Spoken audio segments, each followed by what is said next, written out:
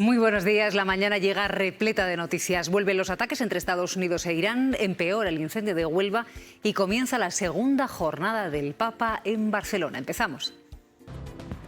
De violencia contra las mujeres, que a menudo desembocan lamentablemente también en feminicidios. Es la última referencia del Papa contra la violencia machista. Hay que abordarla, urge el sumo pontífice, y ha realizado esta reflexión ante 40.000 fieles, muchos de ellos muy jóvenes. Así culminaba Prevost su primer día en Barcelona con una agenda llena de actos como la de hoy, que comienza con una visita a la cárcel de Brians 1. Marta. Eso es, va a ser un acto íntimo con 80 internos. 2 de ellas van a poder ofrecer su testimonio personal. Es la primera vez que un papa visita un centro penitenciario en nuestro país.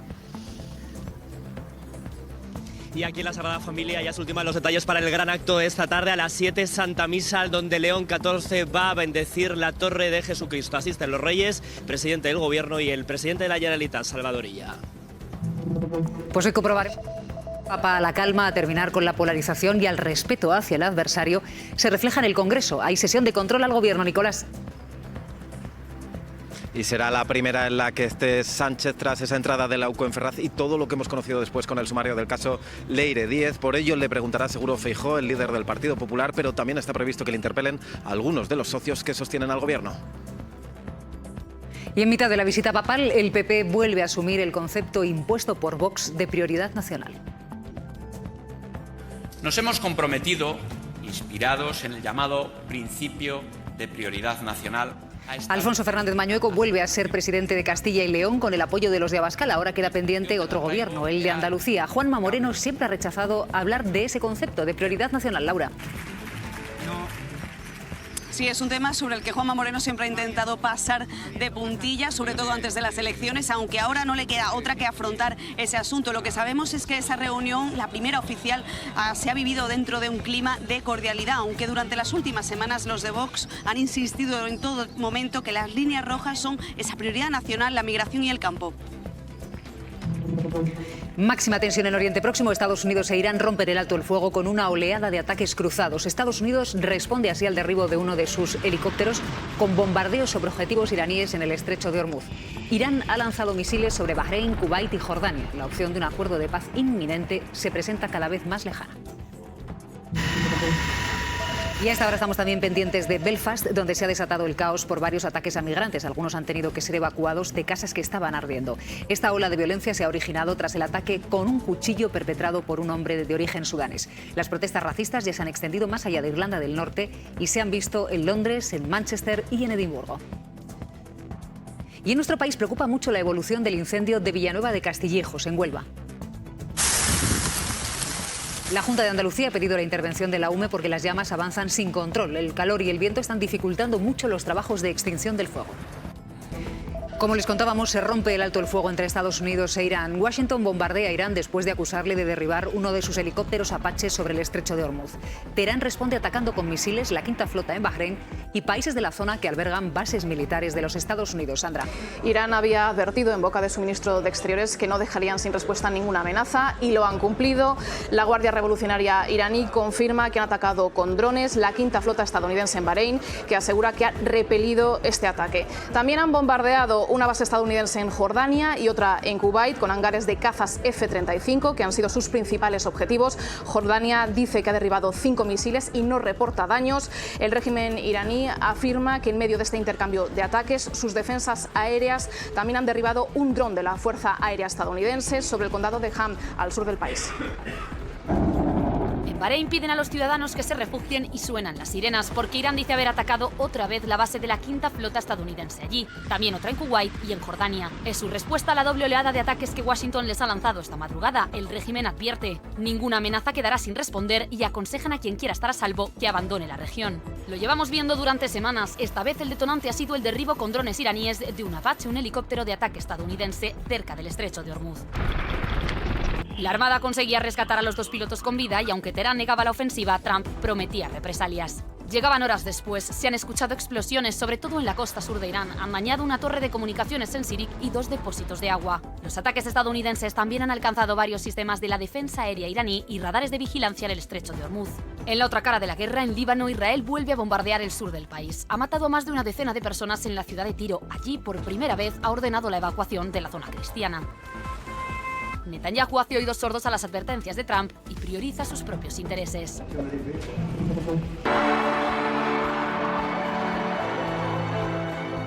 Mare di Dio della Mercè, pregueu per nosaltres. La paz sigue amb vosaltres. De violencia contra las mujeres, que a menudo desembocan lamentablemente también en feminicidios. Ante los 40.000 fieles que se han concentrado esta noche en el Estadio Olímpico, el Papa León XIV ha insistido en que hay que atajar los feminicidios. También ha defendido un sistema sanitario fuerte, decía, para cuidar y priorizar la salud mental. El testimonio de una joven que intentó suicidarse ha conmocionado a un estadio olímpico de Montjuïc con más de 40.000 asistentes. Una nit de divendres vaig perdre la batalla i em vaig intentar treure la vida. El Papa ha pedido priorizar la salud mental cada vez más amenazada, dice. Necessita un sistema sanitari que inclogui entre les seves prioritats aquest malestar invisible y generalizat. Entre el castellano y el catalán, León XIV ha seguido tocando temas de actualidad como la violencia de género. Esta realidad dramática, estamos llamados a abordarla todos, sea personalmente, sea como sociedad. Y el tercer asunto, el repunte de la fe y la espiritualidad. Nos damos cuenta de que necesitamos otra agua para saciarnos más profundamente. Este ha sido el primer acto multitudinario del Papa en Barcelona, una vigilia que de nuevo comenzaba con música y en la que la cultura y las tradiciones catalanas han estado muy presentes. Y esta mañana León XIV va a protagonizar una de las imágenes más simbólicas de su viaje. Va a visitar la prisión de Brians, donde se reunirá con los internos. Marta. Eso es, sí, es un gesto sin precedentes. Nunca antes un papa había visitado un centro penitenciario en nuestro país. Va a ser un acto breve de unos 20 minutos. Será recibido por las autoridades, entre ellos el presidente de la Generalitat, Salvador Illa, también el ministro del Interior, Fernando Grande Marlaska. Le van a recibir ya dentro donde se va a desarrollar todo el acto. Se va a desarrollar dentro del teatro con 80 internos. Dos de ellas, Josefina y Montserrat, podrán hablar con él, ofrecerle su testimonio antes de su salida hacia Montserrat. Sí, después de visitar la prisión de Brians 1, el Papa se va a desplazar hasta la abadía de Montserrat y el colofón de su visita a Barcelona será en la Sagrada Familia, donde León XIV va a inaugurar la Torre de Jesucristo. Javier. Esto va a ser a las 7 de la tarde y ya, Silvia, como podéis comprobar detrás de nosotros, ya se están ultimando los preparativos aquí para ese acto multitudinario. A las 7, como decimos, comienza esa Santa Misa y uno de los momentos más especiales va a ser esa bendición de la Torre de Jesucristo. Es la obra culmen, podemos decir, de Antonio Gaudí, su constructor, tal y como él mismo concibió la Sagrada Familia. Bueno, antes de todo eso, por cierto, decirles que van a estar presididos por los reyes, asiste el presidente del Gobierno y el presidente de la Generalitat, Salvador Illa, pero antes de todo eso, León XIV se va a dar un auténtico baño de masas, va a llegar hasta aquí en el Papamóvil. Se esperan, fíjense, 8.000 personas, 4.000 en este exterior de la Sagrada Familia y 4.000 en el interior. Ya será el punto y final porque el Papa León XIV mañana ya vuela hacia Canarias. A las 9 de la mañana el Congreso recupera la normalidad. La duda es si volverá o no volverá la tensión, si se va a mantener ese tono relajado después del discurso que ofreció en esa misma Cámara el Papa Nicolás. El Papa pidió rebajar la polarización, algo compartido por la mayoría de grupos, aunque ninguno pareció darse por aludido. Hoy, como dices, hay sesión de control. En ella estará Sánchez. Será la primera vez que responda ante la Cámara por ese sumario del caso Leire Díez. Por ello le preguntará el Partido Popular. La pregunta registrada por Alberto Núñez Feijóo está previsto que interpele por los atropellos, considera, del Ejecutivo. Así que veremos si hoy, tras esa concordia de la visita del Papa, las aguas vuelven a agitarse. Por otro lado, ya se ha producido la primera reunión entre Juanma Moreno Bonilla y la extrema derecha para pactar el futuro gobierno de Andalucía. Laura, ¿qué otros detalles conocemos de ese encuentro? Bueno, pues lo que sabemos es que comenzó a las 5 de la tarde y duró algo más de una hora. En ese encuentro estuvieron presentes el presidente en funciones, Juanma Moreno, y también el líder de Vox, Manuel Gavira. Lo que nos trasladan es que se ha desarrollado todo en un clima de cordialidad y que ambos han emplazado a seguir dialogando en las próximas horas y buscar alguna posibilidad para intentar lograr llegar a un entendimiento. Hay que decir que todo esto se produce en un clima de tensión sobre esa prioridad nacional. Es la primera vez que se aborda de forma oficial ese concepto, solo cuando quedan pocas horas antes de la constitución del Parlamento, que tendrá lugar mañana 11 de junio. Se le ha preguntado a Juanma Moreno también sobre ese discurso que ha hecho el Papa tan a favor de los inmigrantes y si aceptaría o no el principio de la ultraderecha sobre la prioridad nacional. Él se ha limitado a decir que lo que quiere buscar es un acuerdo que sea justo, razonable y que represente a toda la ciudadanía. Hablando de líneas rojas, tenemos que decir que aquí las organizaciones agrarias como son UPA, COAG o Asaja, junto a otras agroalimentarias, han querido poner de manifiesto su rechazo absoluto a que Vox pueda formar parte de la Consejería de Agricultura, como ya ha pasado en otras comunidades autónomas. Esta misma noche Mañueco ha sido investido presidente de Castilla y León para un tercer mandato con los votos de Vox. Queda investido de la confianza de la Cámara don Alfonso Fernández Mañueco. Mañueco abraza y defiende el concepto xenófobo de prioridad nacional que ha pactado con la extrema derecha. El resto de las fuerzas políticas ha votado en contra de su investidura. Más cosas. En la investigación al expresidente Zapatero ya conocemos cuándo entregó a Estados Unidos ese teléfono que sirvió como base para acusarle. Washington tenía el terminal desde hace 5 años, pero lo entregó a la Policía Nacional hace 3 meses. Sandra. Fue en 2021 cuando las autoridades norteamericanas se incautaron del teléfono del dueño de Plus Ultra, de Rodolfo Reyes, por una causa de contrabando. Pero en el contenido del teléfono se reveló que había conversaciones y mensajes que mencionaban al expresidente Zapatero y que han sido claves para su imputación. Una información que, según el auto del juez Calama, le entregaron a la policía española el pasado mes de marzo. El magistrado pide ahora la colaboración, la cooperación jurídica internacional a Estados Unidos para que le autoricen a utilizar este terminal en la causa e incorporar toda esa información relevada. Ha quedado visto para sentencia el juicio contra el hermano del presidente del Gobierno, contra David Sánchez, por su supuesto enchufe en la Diputación de Badajoz. La Fiscalía pide su absolución. Las acusaciones populares exigen para él 6 años de cárcel. David Sánchez ha rechazado usar el turno de última palabra. No va a decir nada, es su derecho. Quien sí lo ha hecho ha sido Miguel Ángel Gallardo, ex líder de los socialistas extremeños. Independientemente de lo que salga en esta sala, está claro que nos han condenado socialmente. En las 7 sesiones de juicio han declarado 42 testigos. Algunos han rebajado a habladurías el supuesto enchufe de David Sánchez en la Diputación. Había escuchado el rumor. Y otros, como el teniente coronel Balas, han apuntado a un plan preconcebido. Parece que sí, que estaba predeterminado. David Sánchez se limitó a decir que ni tengo capacidad de decir nada, ni tengo información administrativa. Su defensa insiste en que no hay pruebas. En serio, ¿dónde está la prueba, de verdad? Las acusaciones populares, a excepción de Manos Limpias, han elevado su petición a 6 años de cárcel. La Fiscalía pide la libre absolución.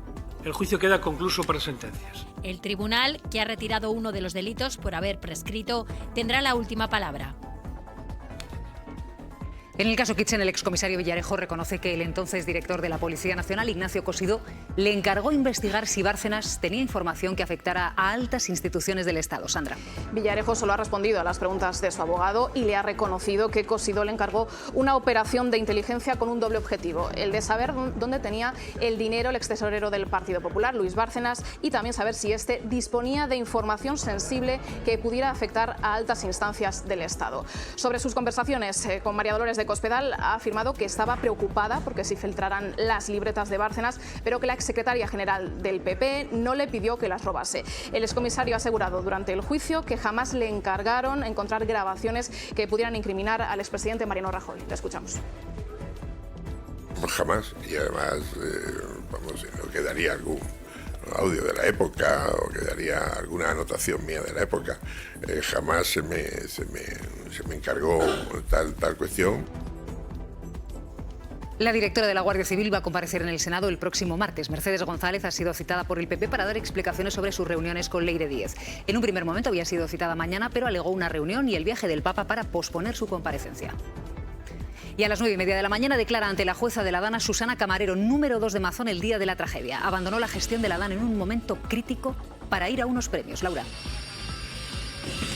y dos acusaciones pidieron su testifical para que explique qué asuntos abordaron en el CECOPI durante los 40 minutos que estuvo conectada. Luego se fue a una entrega de premios y se quedó el secretario autonómico. Camarero, además de vicepresidenta, ese día era consellera de Servicios Sociales y el servicio de teleasistencia dependía de ella. 37 de las 230 personas que murieron eran usuarias de este servicio. Ella es la primera consellera del Ejecutivo de Amazon en declarar en esta causa, lo hará en 1 hora y media, y antes las principales asociaciones de víctimas han convocado aquí una concentración para exigir que se depuren responsabilidades. Hasta luego. Otra de las noticias de las últimas horas es esa intensa oleada de ataques cruzados esta misma madrugada entre Estados Unidos e Irán después del derribo de un helicóptero Apache estadounidense sobre el estrecho de Hormuz. Las sirenas vuelven a sonar en Oriente Próximo, pero esto no es ni Israel ni Irán. Las alarmas resuenan en países como Bahrein, Jordania, Kuwait. Cuando las negociaciones para un acuerdo estaban muy cerca, según palabras del propio Trump, ahora el alto el fuego se ha roto por completo. La Guardia Revolucionaria iraní ha atacado bases militares estadounidenses en varios puntos de la región e incluso le ha pedido a los ciudadanos que abandonen la zona si quieren seguir a salvo. ¿Y qué ha ocurrido para llegar hasta aquí? Pues la ofensiva de Irán responde a una oleada de ataques estadounidenses contra puntos estratégicos de Irán, como la isla de Qeshm, Bandar Abbas y el distrito de Hask, que cuentan con presencia naval y aérea y están ubicados estratégicamente cerca del estrecho. Pero el detonante de toda la escalada ha sido el derribo de un helicóptero Apache de Estados Unidos en el estrecho de Hormuz. Sus 2 tripulantes serán rescatados sanos y salvo, y Estados Unidos lo calificaba de una agresión injustificada. Este suceso sitúa un poco más lejos la posibilidad de encontrar una tregua que ya había puesto en peligro Israel atacando el sur del Líbano. Solo en las últimas horas han muerto casi una decena de personas en el sur del país que apenas han notado el cese de hostilidades. Las sirenas ahora cambian de país, pero el mensaje sigue siendo el mismo. La paz vuelve a quedar muy lejos. Jesús Núñez, muy buenos días. Hola, buenos días, Silvia. A ver, Jesús, explícanos cómo se pueden atacar Estados Unidos e Irán mientras están negociando y que no se rompa ni el alto el fuego ni las negociaciones.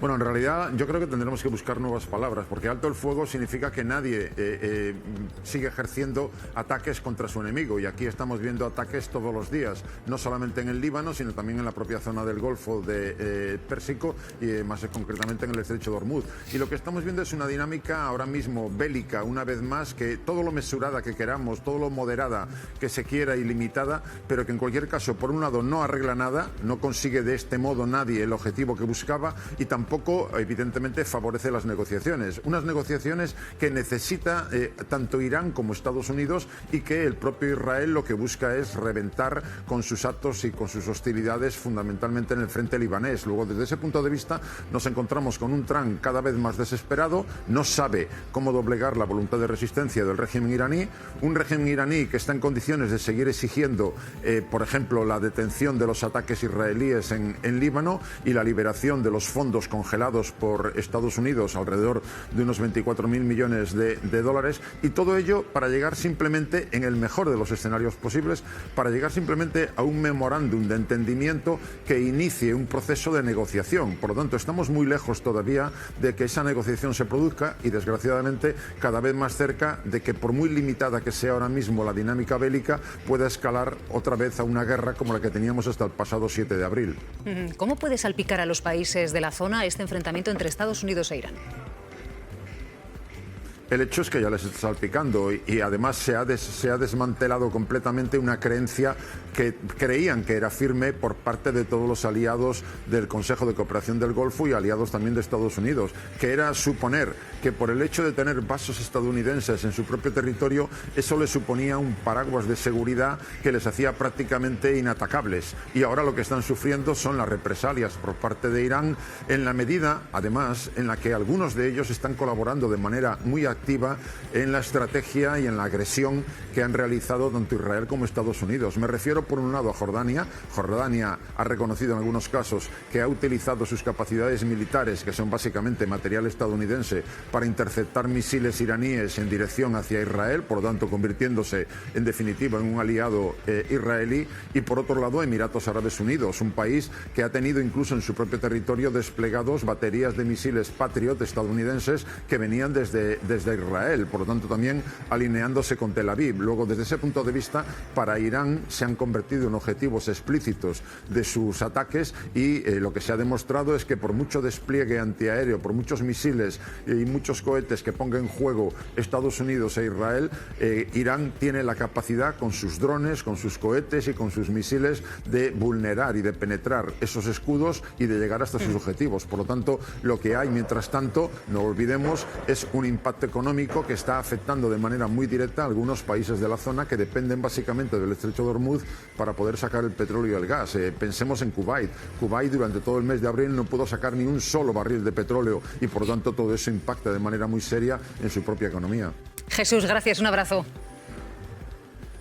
Encantado, buenos días. Hasta luego. Vamos a acercarnos ahora a Barcelona, donde el Papa inicia la segunda fase de su visita a España.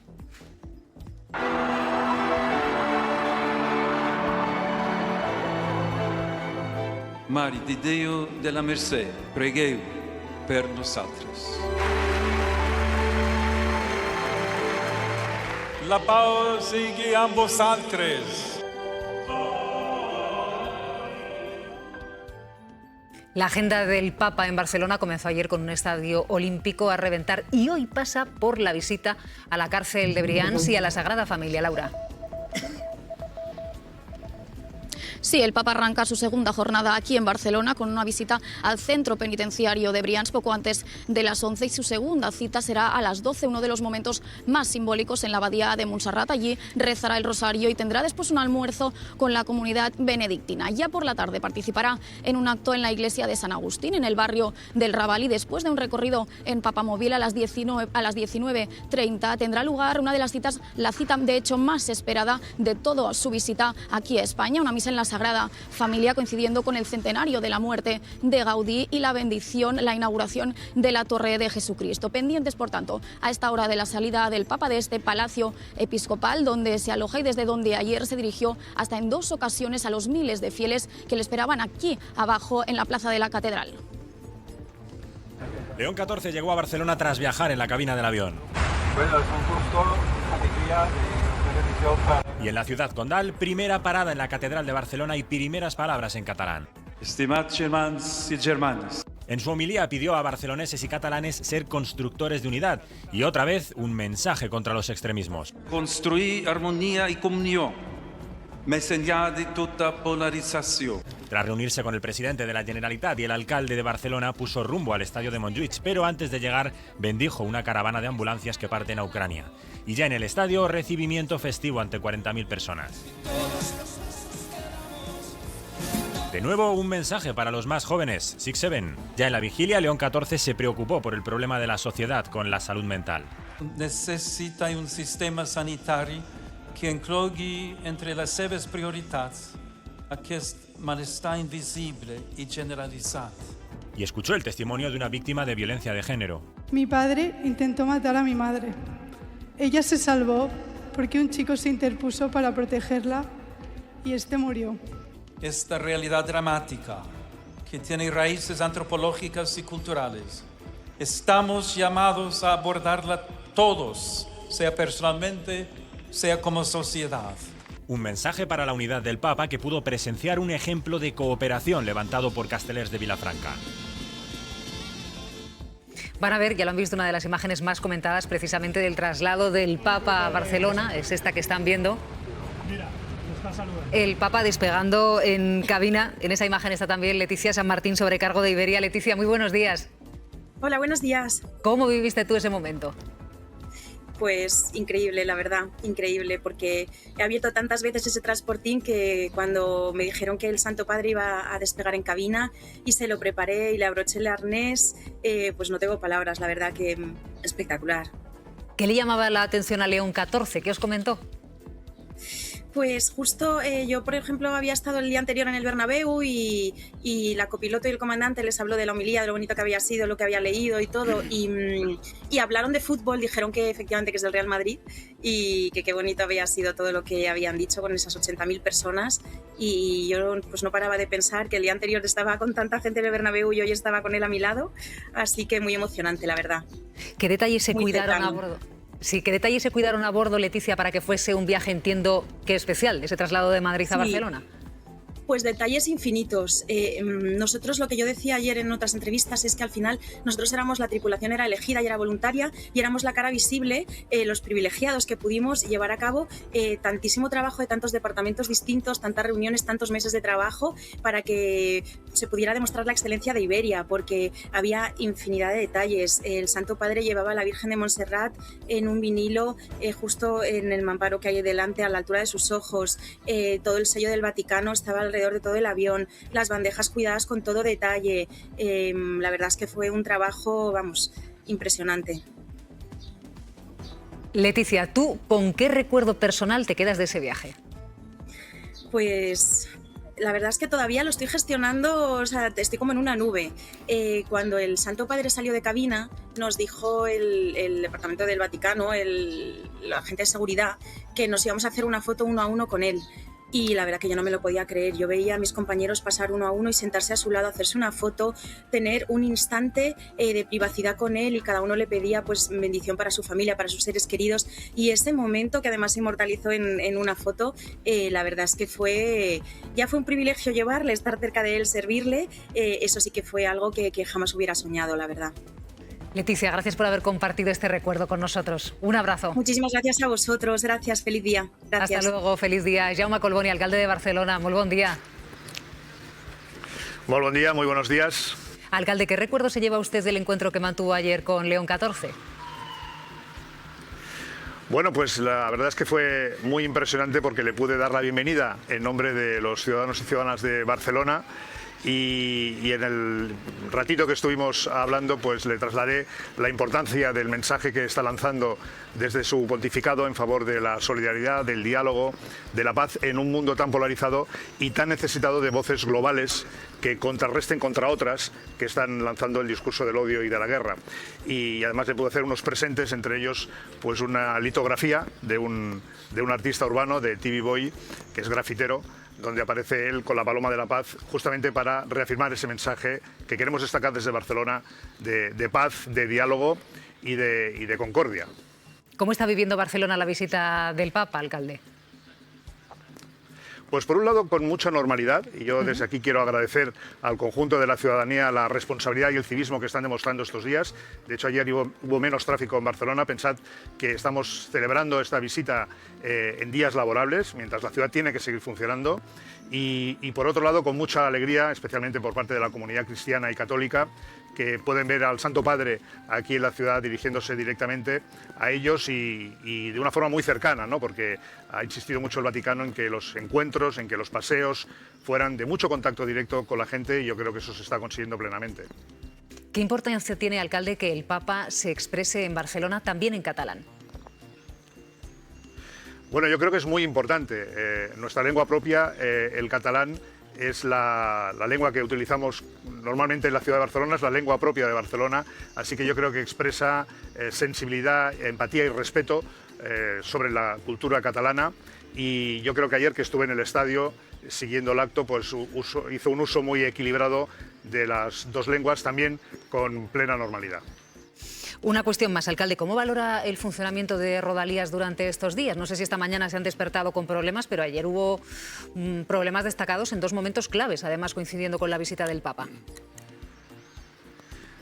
Yo respondo sobre todo por el transporte metropolitano de Barcelona, por el metro y el autobús, que funcionaron perfectamente. Estaba reforzado, hoy también lo vamos a reforzar, especialmente en la zona de la Sagrada Familia donde estamos, para poder garantizar la movilidad de los ciudadanos. Nuestra recomendación en la ciudad es que los ciudadanos se muevan en transporte público y sobre todo en metro, como están haciendo, y efectivamente he podido leer que había habido un par de incidentes que se recuperaron rápidamente, y la verdad es que desconozco la afectación directa que tuvo. pero por lo que se refiere a la ciudad hubo plena normalidad y, insisto, hemos reforzado el servicio de metro y de autobús para garantizar la movilidad en transporte público dentro de la ciudad. Jaume Collboni, alcalde de Barcelona, bon día. Gracias por habernos acompañado. Buen día, buenos días. Toni Aira, bon día. Hola, ¿qué tal, Silvia? Buen día. Bueno, un día muy especial para Barcelona, ¿no? ¿Cómo ha amanecido hoy? Bueno, ha amanecido con algunas nubes, pero yo creo con mucha expectación por este viaje que está siendo muy interesante y hoy tiene el plato fuerte, porque ahora el Papa León XIV estará en Montserrat. Recordemos que estamos hablando de unos actos que aún duran del milenario de la abadía de Montserrat, con todo el simbolismo que tiene Montserrat para Cataluña, una visita a Brians, a una prisión, también con el acento especial que quiere poner este Papa, en consonancia con el Papa anterior, con el Papa Francisco, por las personas más vulnerables y luego la Sagrada Familia, claro, ese es el momentazo, la bendición de la Torre de Jesús, además también en un año Gaudí en el que también se recuerda el centenario del gran arquitecto, ¿no? Entonces yo creo que es muy interesante cómo está justificando muy bien esta visita en momentos clave. Ayer sí que hubo ese acto multitudinario en Montjuïc, pero no es el centro. La visita es muy específica para lugares y momentos simbólicos y creo que también muy significativa también, como decía el alcalde, la buena combinación que va proyectando de catalán y de castellano, algo que en principio antes de que viniera generaba controversia, pero parece que la ha saldado muy bien.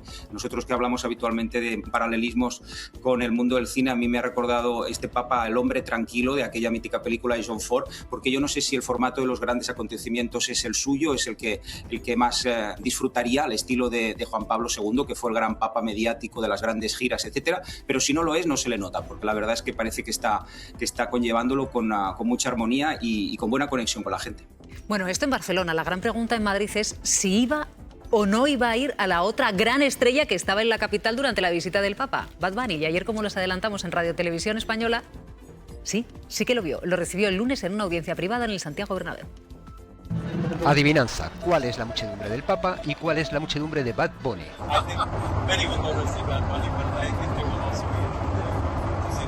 1.100.000 en Cibeles frente a 10 metropolitanos llenos, cada uno con su báculo, cada quien sumo pontífice de lo suyo, salvando un océano de distancias, y los dos en Madrid. Quien está en Madrid es de Madrid. ¿Cómo no encontrarse? Pues si quiere hablar con el Papa seguro que le recibe. Fue cosa del arzobispo. Bad Bunny pidió un momento con León XIV para él y para su familia y lo tuvo el pasado lunes en el Bernabéu. Fue un encuentro breve. Hay una foto y ya la darán Dios mediante. Posiblemente hablaron de música. También amaga con cantar a veces su santidad. Porque cuando se le arranca Bustamante... No tengáis miedo. Sí que asusta, pero sí todo lo contrario. Yo te enviaré ungido para ser. Siempre cantan la misma melodía. Pues confía en Bad Bunny. Tirar más fotos de cuando te tuve. Tú necesitas que una cosa sea cristiana pura para poder disfrutar de ella. Ha sido todo tan explosivo que nos hemos puesto a llorar. Y en diferencia a sus seguidores respectivos, son intercambiables. Me encanta que lo idolatren porque es una persona que ha transmitido tantos mensajes. Eso vale para el Papa y para Bunny. En una cosa sí se diferencian, en la casita. La de Bad Bunny está llena de famosazos, sí, pero la de León XIV gana, por escandalosa goleada. Qué inteligencia la del Vaticano y su diplomacia, Marta, a la hora incluso no de propiciar un encuentro de estas características. Hay una foto, pero ya nos la enseñarán. Bueno, es que este viaje es un ejercicio de marketing mayúsculo para la Iglesia Católica, que hay que recordar que no anda en crisis en números absolutos, pero sí en proporciones. Son 1.400 millones de declarados católicos en el mundo, pero bajando muchísimo en Estados Unidos y en Europa, que es fundamental, porque que suba en África o que suba en Asia, no sé si es tan determinante como que baje en Europa o que baje en Estados Unidos para las arcas de la Iglesia Católica, ¿no? Yo, además, es que en España creo que no todo el mundo va a aplaudir este ejercicio de marketing como se pretende. Es verdad que el gobierno consigue con este Papa un aliado importante en política internacional, un aliado importante en la defensa de los inmigrantes, pero no deja de ser un Papa católico que también en el Congreso de los Diputados ataca leyes de este país, como la ley del aborto o la ley de la eutanasia. Yo esto creo que también habrá quien lo está pensando. Yo, mirando los datos para tratar de entender más y justificar más este despliegue nacional de todas las comunidades alrededor de este Papa. En España, en los años 90, en los años 70 el 90% de la población se declaraba católica. En 2025 estamos hablando ya de alrededor del 50 y tantos %. Si miramos a los jóvenes de entre 18 y 29 años, ya no llegan ni al 35%. La secularización de este país es un hecho incontestable, con un futuro muy fácil de ver. Mirar, en el 2002 el 22% de los españoles decían no tener religión y en el 2024 ya hablamos del 42%. La crisis de vocaciones es brutal. La crisis de vocaciones religiosas habla de 1.000 religiosos menos cada año en España, de solo 100 sacerdotes nuevos cada año para más de 23.000 parroquias. Entonces, la situación es la que es y esto pues, es un ejercicio inteligente para la Iglesia Católica. A ver, yo creo que es evidente, ¿no?, la pérdida de fieles en todos estos años. Creo que es verdad. Lo que pasa es que yo, además de un ejercicio de marketing que puedo comprenderlo, sí creo que se está viendo esa diplomacia que sugería Silvia al inicio de la pregunta. Y creo que se está demostrando también un amplio conocimiento de nuestro país. Creo que en todas sus intervenciones, ayer en su llegada a Barcelona, creo que vimos también en el día del Congreso de los Diputados la imagen tan comentada de Míriam Nogueras, que a mí desde luego me desconcertó y no me gustó nada, me causó un rechazo total, porque además creo que no hacía falta, porque creo que ya perfectamente todas las personas que rodean al Papa han planificado esta visita. Creo que ayer Salvador Illa lo dijo en una de sus intervenciones, no ha hecho falta insistirle mucho, yo es que eso me lo creo. Pienso que además ha ido demostrando desde su visita en Madrid, en Barcelona estoy segura de que en Canarias también va a suceder, ese amplio conocimiento y ese saber, creo que conectar, y ya digo, no solo con católicos, o sea, creo que la visita está demostrando que seguramente le viene muy bien también a la imagen de la Iglesia Católica, que quizá hacían falta recordar algunos valores. La doctrina de la Iglesia es la que es y tiene unos valores que encajan con algunas ideologías, algunos, otras no. Lo que era un disparate, a mi juicio, es pensar, los partidos políticos en su conjunto, gobierno y oposición, que esta visita tenía que servir como un aval personal de cada una de las políticas. Es evidente que no, alguien se puede sorprender de que el Papa esté en contra de leyes como la del aborto, que haga una defensa de la vida. Nadie se puede sorprender de eso. Quizá pues lo ridículo es pensar que va a estar o que va a servir, ya digo, para dar respaldo a cada una de las políticas. Yo creo que está demostrando el viaje que la doctrina de la Iglesia Católica tiene muchos valores compartidos. Creo que sí que está sirviendo para tener una autoridad moral que hacía falta. Pienso que el fin de semana, por cierto, después de la crisis política, de las distintas cosas que estamos viviendo, ha servido un poco también de alivio generalizado. Yo desde luego lo he visto todo el día en Madrid en las calles y creo que que desde luego sí comparto que le viene muy bien a la Iglesia, que efectivamente ha hecho un ejercicio, pero que esa destreza, esa diplomacia, ese conocimiento también sirve, ya digo, para católicos y no católicos, para unos valores compartidos que creo que estaban muy olvidados desde hace tiempo. Pero la gran pregunta del día es si dentro de 5 minutos, cuando comience la sesión de control, los mismos diputados que aplaudieron al Papa durante 7 minutos seguidos, cuando habló de que hay que acabar con la polarización y los insultos al contrario, si le van a hacer caso. Porque a las 9, en cuestión de 5 minutos, 8 en Canarias, comienza la sesión de control al gobierno, Nicolás. Sí, será la primera en la que esté Sánchez después de conocer el sumario del caso Leire 10. Ya hemos visto entrar al hemiciclo al presidente del gobierno hace unos minutos y por todo ello está previsto que le pregunte tanto la oposición como alguno de los socios de gobierno. La pregunta registrada por el Partido Popular, por Feijóo, le va a interpelar por esos atropellos, dice, del Ejecutivo y le va a exigir convocatoria de elecciones. Por eso se prevé una sesión de control recuperando el tono habitual del Congreso, más allá de la concordia de esa visita del Papa. También los socios del Ejecutivo le van a reclamar alguna medida que va a hacer para sacar adelante esta legislatura. Por todo ello, como decimos, en unos minutos, a las 9 empieza esta sesión de control, responderá el presidente del Gobierno. Acaba de hablar en los pasillos el portavoz del Partido Socialista en el Congreso, precisamente Pachi López. Vamos a escucharle. De 2 encuentros de la propia Leire 10 en la Fiscalía General del Estado. Ya, pero ¿cuántas veces voy a decir que es el tiempo de la justicia? Es el tiempo de que nos pongan pruebas encima de la mesa y que determinen lo que tengan que determinar. Y mientras tanto, el Partido Socialista lo que está haciendo es colaborar con toda la información que tiene con la justicia pública. ¿Habría que querellarse contra Leire 10? ¿Debería hacerlo el Partido Socialista? El otro día el presidente dijo que los servicios jurídicos del partido estaban estudiando si había que hacer eso o no. ¿Le preocupa una imputación del Partido Socialista como persona jurídica a la causa? No, no me preocupa porque creo que no hay nada para que se impute al Partido Socialista. Le quiero preguntar por Extremadura. El señor Sánchez de Cortina de Extremadura dice que apoyarían los presupuestos de la señora Guardiola si saca a los consejeros de Vox del Gobierno. ¿Qué le parece esta propuesta? Me parece bien, lo que pasa es que ya estamos viendo también lo que empieza hoy en Andalucía, ¿no? Que es que el Partido Popular ya hace tiempo que eligió socio y que eligió ir con Vox, con todo y para todo. y lo decía el otro día, mucho aplaudir el discurso del Papa, pero luego tragan con la prioridad nacional, que es justo lo contrario de lo que dijo el Papa aquí. ¿A usted también le parece que Leire Díaz es una fantasiosa o una matajari? A mí me parece que eso, todo lo que tiene que ver con este caso lo tiene que determinar la justicia. ¿Temen que tire de la manta el señor Leire? Las palabras del portavoz del Partido Socialista en el Congreso, minutos antes de entrar a la sesión de control, donde no sé qué tipo de cara a cara entre Feijóo y Sánchez esperáis, después de que el Papa haya pedido que se baje un poquitito el enfrentamiento y la polarización.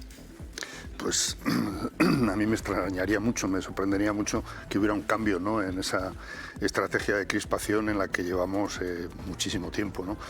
No, hemos vivido con la visita del Papa algunos momentos realmente sorprendentes por la, no sé cómo describirlo, ¿no?, por esa gestualidad hipócrita, ¿no?, a mi juicio, que hemos visto, ¿no?, esos 7 minutos de aplauso unánime, ¿no?, cuando todos veíamos claramente, bueno, pues a quién se dirigía cada mensaje del Papa, ¿no? Parece que nadie se daba por aludido, ¿no?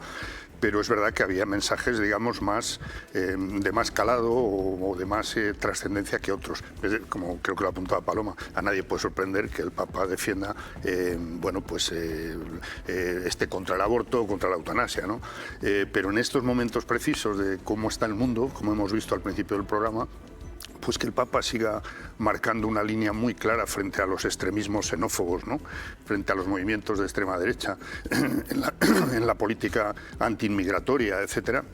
Es muy importante en estos momentos, por no decir cómo ha abordado algo de importancia tan capital como el tema de la inteligencia artificial, ¿no? Bueno, el Papa yo creo que en eso está empatizando y está metiéndose de lleno en los problemas que nos acucian, ¿no? Dicho esto, a mí me sorprende, no sé cómo decir, el exceso de importancia que se le da a esta visita, que no deja de ser, se anunció como una visita apostólica, ¿no? Lo que pasa es que se mezcla todo, su función como jefe del Estado, como jefe de la Iglesia Católica, y ya nos perdemos, pero conviene no olvidar pues alguna cifra que daba Marta, y para mí la fundamental, el último CIS que preguntó por ello, pues es que hay un 16% de católicos practicantes en este país. Es decir, deberíamos medir las cosas con un poco más de, no sé, de distancia, ¿no? Ya está el presidente del Gobierno en el hemiciclo, faltan unos segundos para que comience la sesión de control al Gobierno. Pablo. Bueno, yo creo que esos aplausos que vimos, la tregua política ha terminado hoy, yo apostaría, si queréis, en esta mesa, además viendo no espera sorpresas, ¿no? Las preguntas en el control del Gobierno, yo creo que la tregua política termina hoy, pero yo creo que hay que marcar esos aplausos que vimos en el hemiciclo en la constatación de que España ha estado a la altura de las circunstancias, es decir, ha habido una coordinación de las administraciones, empezando por el Gobierno, pero también por el resto de administraciones implicadas, se ha hecho un esfuerzo enorme, Madrid brilló con todo su esplendor en este fin de semana, ahora lo está haciendo Barcelona. No coincido en que no haya expectación y no haya interés.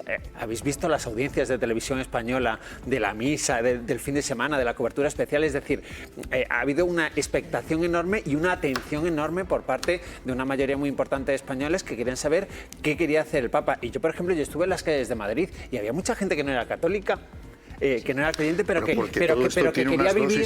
quería vivir, ¿no? Bueno, quería vivir este momento. Quiero decir, yo creo que no pasa nada por felicitarnos de que es una visita importante, de que ha salido bien, de que las administraciones han funcionado bien. Es verdad que a mí me sobraron unos minutos de aplausos, ahí estoy de acuerdo, no me parecieron excesivos esos 7 minutos, pero creo que también la clase política pues se felicitó de que todo estaba saliendo de manera razonable. Y no pasa nada por haber disfrutado de esos momentos, y ya tenemos hoy el control al Gobierno para devolvernos de sopetón a la realidad. Puede que haya algún vestigio todavía, ¿no?, de las palabras del Santo Padre, pero vamos, viendo las preguntas que le van a hacer a los miembros del Gobierno, la mayoría están centradas en la corrupción, como tampoco podía ser de otra forma. Es decir, el PP ahora no se va a volver mudo ante la presunta corrupción que afecta a Pedro Sánchez, ¿no? ¿Cómo lo ves tú, Tony? Un titular que está a punto de comenzar la sesión. Sí. Mira, hoy sale en una tira cómica en La Vanguardia de José Luis Martín, en el que el Papa está ahí en ese atril y habla en contra de la polarización, y se ve a 2 guardaespaldas que dicen, pues parece que sí, que creían los milagros, ¿no? Es decir, pedir el fin de la polarización. Bueno, eso fue un oasis, es un discurso que todos tienen que escuchar y decir que siguen. Otra cosa es cómo lo llevan a la práctica, ¿no? A Dios rogando y con el mazo dando, era una expresión que utilizaba mucho mi abuela y que creo que los diputados van a demostrar que ellos también.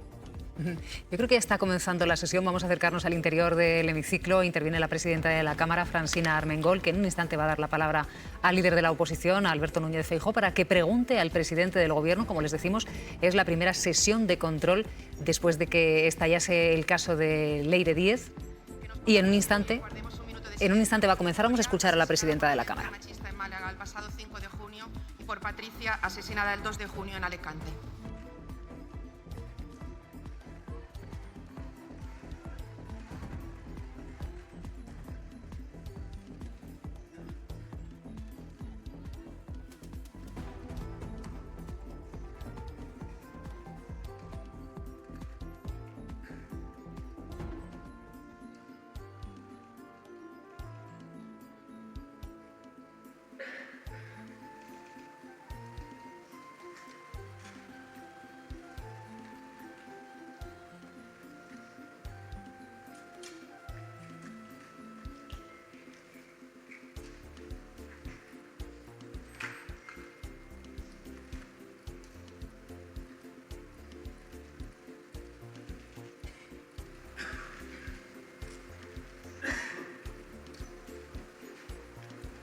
Muchas gracias. Se llamaba Victoria, vivía en Málaga, fue asesinada. Se abre por la sesión y violencia con machista. carácter previo al examen del orden del día vamos a proceder al juramento o promesa del acatamiento de la Constitución conforme al artículo 20.1. Con ese minuto de silencio en memoria de Victoria, asesinada por la violencia machista, ha comenzado esta sesión en el Congreso, en la que se espera de nuevo otro enfrentamiento entre Núñez Feijóo y Pedro Sánchez. Veremos hasta dónde escalan en esta ocasión los decibelios. Doña Inmaculada Marina Aparicio ha adquirido la condición plena de Mismo, diputada. Enhorabuena. pasé mucha vergüenza ajena y propia en esos 7 minutos de Un segundito, aplausos. después del minuto de silencio ha jurado una nueva diputada, precisamente a la que le está dando la bienvenida con su juramento el Congreso de los Diputados. En un instante comienza ya la pregunta de Núñez Feijóo a Sánchez. Un titular, Marta. Sí, yo solo decir que no espero ningún cambio, que me pareció muy cínico tanto aplauso al mensaje del Papa, un mensaje que era obvio y que es obvio y de sentido común, y en eso sí estoy de acuerdo. Me parece que, excepto sus preceptos alrededor del aborto y la eutanasia, vamos a dejar eso al margen, me parece que todo lo que dijo es algo en lo que podemos estar de acuerdo absolutamente todos los españoles. Lo que pasa es que los que estaban delante y aplaudieron 7 minutos no lo practican, no están de acuerdo y además hacen políticas muy distintas con respecto a la inmigración. Entonces, pues nada, hay espectáculo. El Papa, que le recordamos, asistió como pastor, decía, no como jefe de Estado. Pregunta Núñez Feijóo. 12 sumarios, 17 delitos y casi un centenar de imputados. Y para taparlo todo, ha llegado a practicar delincuencia de Estado. Hace 2 años en el hilo del caso Ábalos le dije que usted lo sabía y lo tapó. Le aseguro que entonces no me imaginaba que usted pudiese llegar a este límite, pero es evidente que usted no tiene límites. Al final, sí que pasará la historia. Lo hará como inductor, financiador y beneficiado del caso de corrupción más grave de nuestra democracia. Su gestapillo no será recordada por su pericia ni por sus éxitos, pero los tribunales, los jueces, la Fiscalía Anticorrupción, la Policía UDEF y la Guardia Civil sí será respetada por la democracia decente. Sí será respetada por la España democrática. Mire, la financiación de las primarias con dinero de la prostitución, y usted no sabía nada. Sus 2 manos derechas competían por el dinero de las mordidas en obra pública, y usted no sabía nada. Corrían billetes por Ferraz y se pagaban orgías y cloacas con dinero público, y usted no sabía nada. La SEPI rescataba empresas a través del tráfico de influencias, y usted no sabía nada. Zapatero parece que era la joya de una trama internacional corrupta, y usted no sabía nada. Pero usted no se cansa de tomarle el pelo a los españoles, señoría. Pero ¿a quién se cree que está gobernando? Mire, como ha participado con tantísimo fervor en la visita del Papa, ya sabrá que se puede pecar, delinquir, por obra u omisión. Señor P.S. Si lo sabía todo, tendrá que dimitir por corrupción. Y si no lo sabía, tendrá que dimitir por incompetente. Es lo que está proponiendo esta Cámara. La mayoría incluso de los grupos que le han apoyado. Usted está ignorando al Poder Legislativo porque teme al Poder Judicial. Por eso le pregunto, ¿hasta cuándo va a estirar esta basura antes de darle la palabra a los españoles? Muchas gracias. Por favor, silencio. Silencio, por favor. Tiene la palabra el presidente del Gobierno. Muchas gracias, señora presidenta. Mire, señor Feijóo, yo asumo mis errores, pero jamás voy a asumir su grado de hipocresía. Del partido de la Púnica, de la Gürtel, de la Kitchen, de la Policía Patriótica, del partido de Marcial Dorado, lecciones ninguna, señor Feijóo, ninguna. Mire, usted solicita elecciones generales, lo llevan 8 años haciendo, elecciones generales todos los años. Pero si han hablado los españoles, ha hablado el pueblo el pasado año 2023, hace menos de 3 años, señoría. En la Constitución española se fijan 4 años de mandato para estas Cortes Generales y nosotros vamos a cumplirlo. En 2027 volverán a hablar los españoles y españolas. Señoría, mire, si el problema no es que el pueblo no tenga voz, que lo tiene, el problema es que usted no tiene voz propia. Usted es la voz de sus amos. Y yo ya sé que somos incómodos este gobierno para sus amos, para aquellos que ven mal el que se suba el salario mínimo interprofesional, el que se revaloricen las pensiones, el que se fortalezca el estado del bienestar, el que se aprueben leyes que benefician a la convivencia territorial y no a la confrontación territorial, que es donde ustedes están siempre instalados. Yo le digo una cosa, llevan 8 años haciendo oposición marrullera. Sigan con sus maniobras, todas las que quieran, que nosotros seguiremos gobernando todos los años que quieran los españoles en 2027 y mucho más allá. Y le diré una cosa, señoría. Si quiere jugar a las siglas, pregunte primero quién es M. Rajoy. Porque ya está bien de esta doble vara de medir, ya está bien de su obsesión personal para conmigo y para con este gobierno. La diferencia entre ustedes y nosotros es que yo me siento en una sede, la de la calle Ferraz, que no está financiada con dinero en negro. Esa es la gran diferencia, señor Feijóo. Sí, dan lecciones de democracia, pero no asumen el resultado de las elecciones, dan lecciones de legitimidad y tapan la corrupción. Eso es lo que usted hace. Fíjese, durante esta semana hemos visto la OCDE subiendo al alza las previsiones de crecimiento económico. Tenemos 22.300.000 personas afiliadas y cotizando a la Seguridad Social. Estamos en el mejor momento de la historia democrática de nuestro país y usted es el peor jefe de la oposición de esta democracia.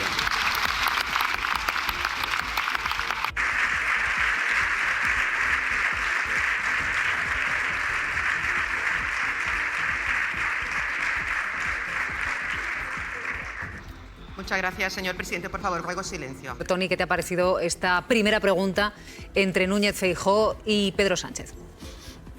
Bueno, no ha decepcionado a los que creíamos que todo iba a seguir igual, ¿no? A los que se pensaban que el Papa tendría algún efecto, su discurso en el Pleno del Congreso, pues seguramente sí, aunque yo creo que ya estarán todos curados de espanto. Me ha interesado esta idea de la doble vara de medir que le decía el presidente Sánchez, porque es verdad que también con la inspiración ahora que tenemos del Papa y compañía y del discurso más religioso, es verdad que suenan algunos discursos a farisaicos, es decir, pues con doble rasero o con doble moral, porque claro, hemos visto un discurso que ha mezclado la cita al Papa, no se la ha ahorrado Núñez Feijóo, con una alusión a Gestapillo, a la Gestapo, es decir, una Gestapo en pequeñito, y recordemos que la Gestapo era la policía secreta de los nazis, por tanto muy contundente, hablando de basura explícitamente, y yo creo que frente a eso, que es el discurso de Feijóo previsible, leído, yo creo que no es cualquier cosa recordar que cada miércoles vemos un Núñez Feijóo que tiene que leer su intervención de arriba abajo. Sánchez no lo hace en ningún momento y te aporta datos, etcétera.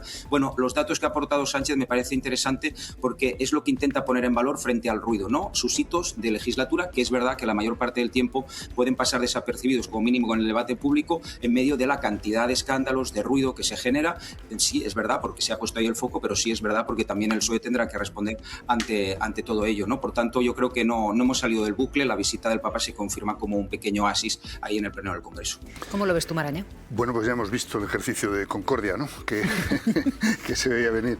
No ha habido ningún cambio en lo que es la política que comentábamos antes de... Yo le he escuchado a Sánchez, me ha sorprendido cuando le ha dicho usted es el peor líder de la oposición y tiene una obsesión personal conmigo, le ha dicho.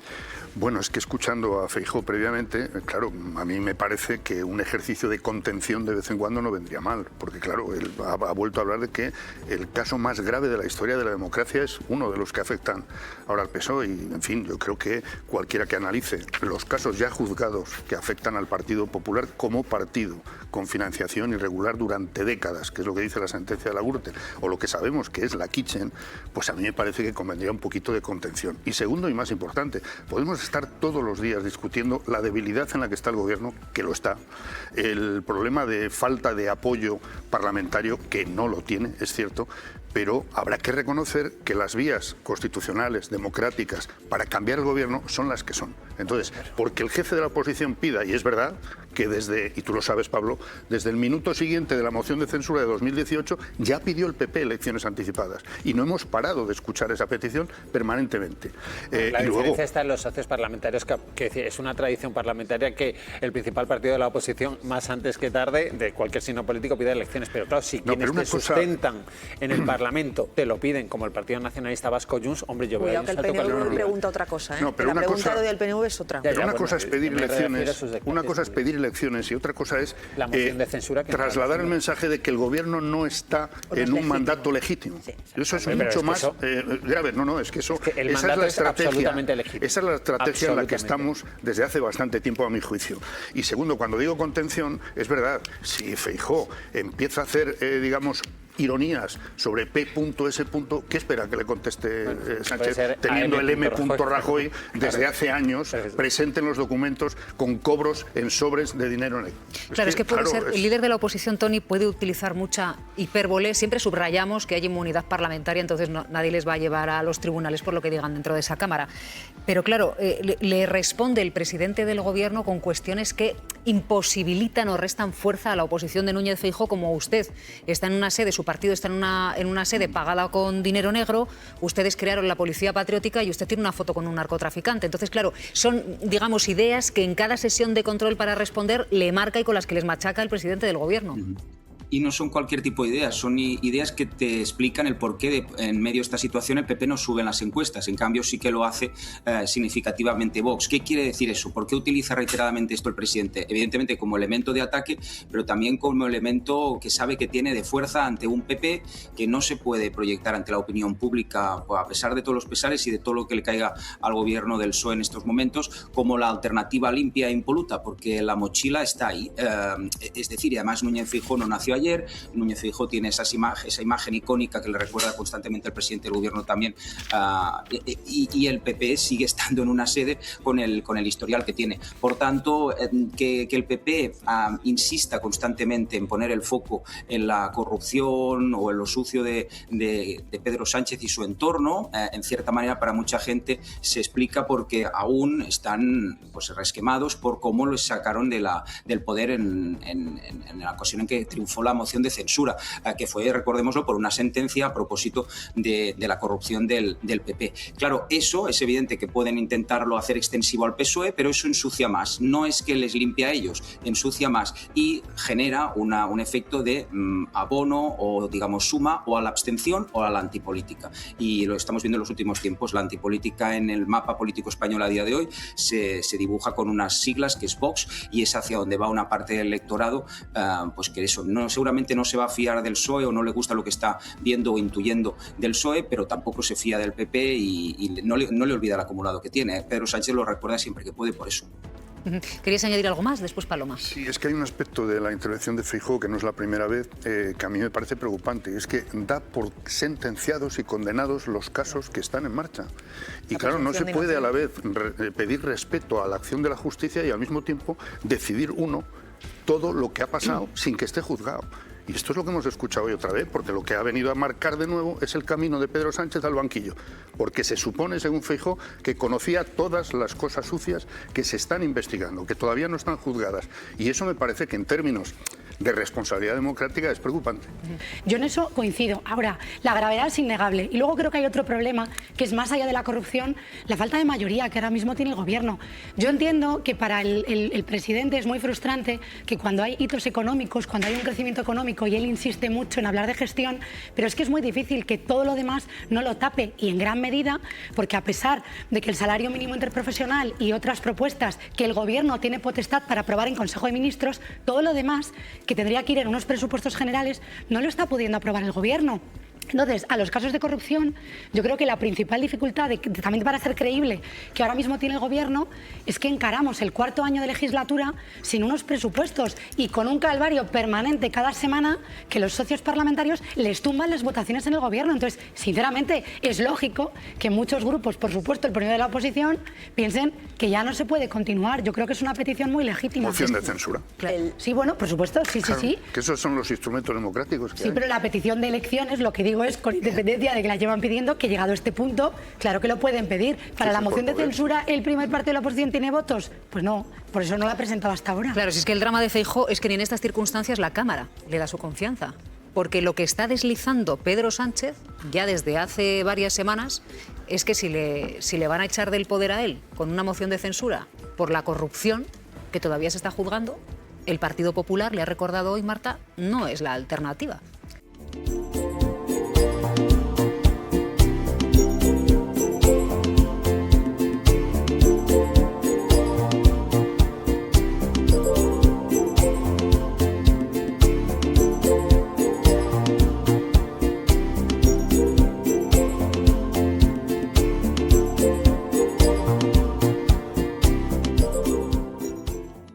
Claro, yo es que básicamente me parece que ya vamos a dejar de llamar la sesión de control para llamarla sesión de repetición.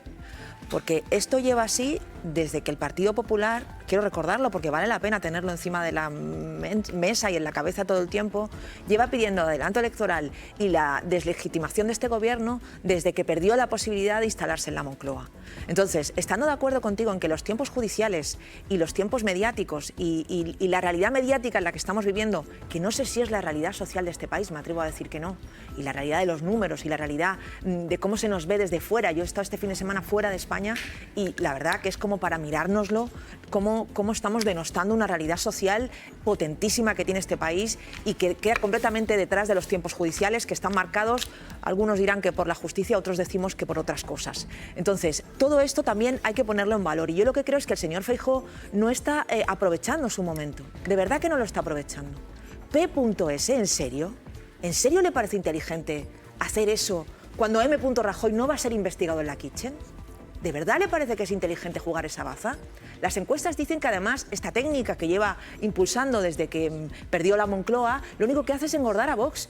Y yo creo que cada vez está más acuciado por otras alternativas dentro del partido que señalan a Moreno Bonilla, que señalan a la señora Ayuso y que por eso lo ponen a escenificar todavía más y a hablar de gestapillos hoy, que me parecen términos ya directamente ridículos. Entonces, sobre lo que decís de los socios hay un dato fundamental. Es verdad que hubo un momento hace una semana y media en que el PNV se posicionó en un sitio ambiguo que parecía que una moción de censura podría haber, tenido alguna opción. Bueno, pues esta semana, hoy en el Congreso de los Diputados, la diputada que es portavoz del PNV le va a preguntar al presidente qué decisiones y medidas va a adoptar para dar sentido a lo que queda de legislatura.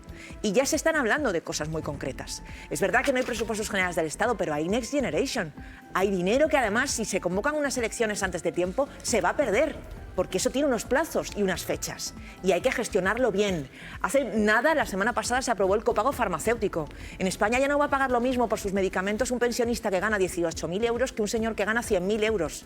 Es que había determinadas cosas en este tipo de gestión que se podían mejorar y que este gobierno puede hacer. Entonces, queda legislatura, quedan socios apoyando y el resto es más de lo mismo desde el 23 de julio de 2023. Si en algún momento pudiesen apretar al gobierno en el tema de la vivienda, de la economía, del salario mínimo, del trabajo, estoy segura de que muchísimos españoles estarían agradecidos a la oposición porque, hombre, problemas hay de todos los ciudadanos. Bueno, vamos a acercarnos a Andalucía porque se ha celebrado ya la primera reunión entre Moreno Bonilla y Vox para buscar un acuerdo de gobierno. El encuentro se produjo ayer en el Parlamento Autonómico. ¿Tenemos algún detalle? Isabel Morillo, muy buenos días. ¿Qué tal? Muy buenos días. Bueno, antes de nada, ¿quién va a negociar para cerrar el futuro gobierno de Andalucía? ¿Juanma Moreno Bonilla con la extrema derecha o la Dirección Nacional del Partido Popular desde Madrid? Isabel. Pues de momento, desde luego, en la escenificación es Juanma Moreno quien se ha sentado a la mesa, ¿no?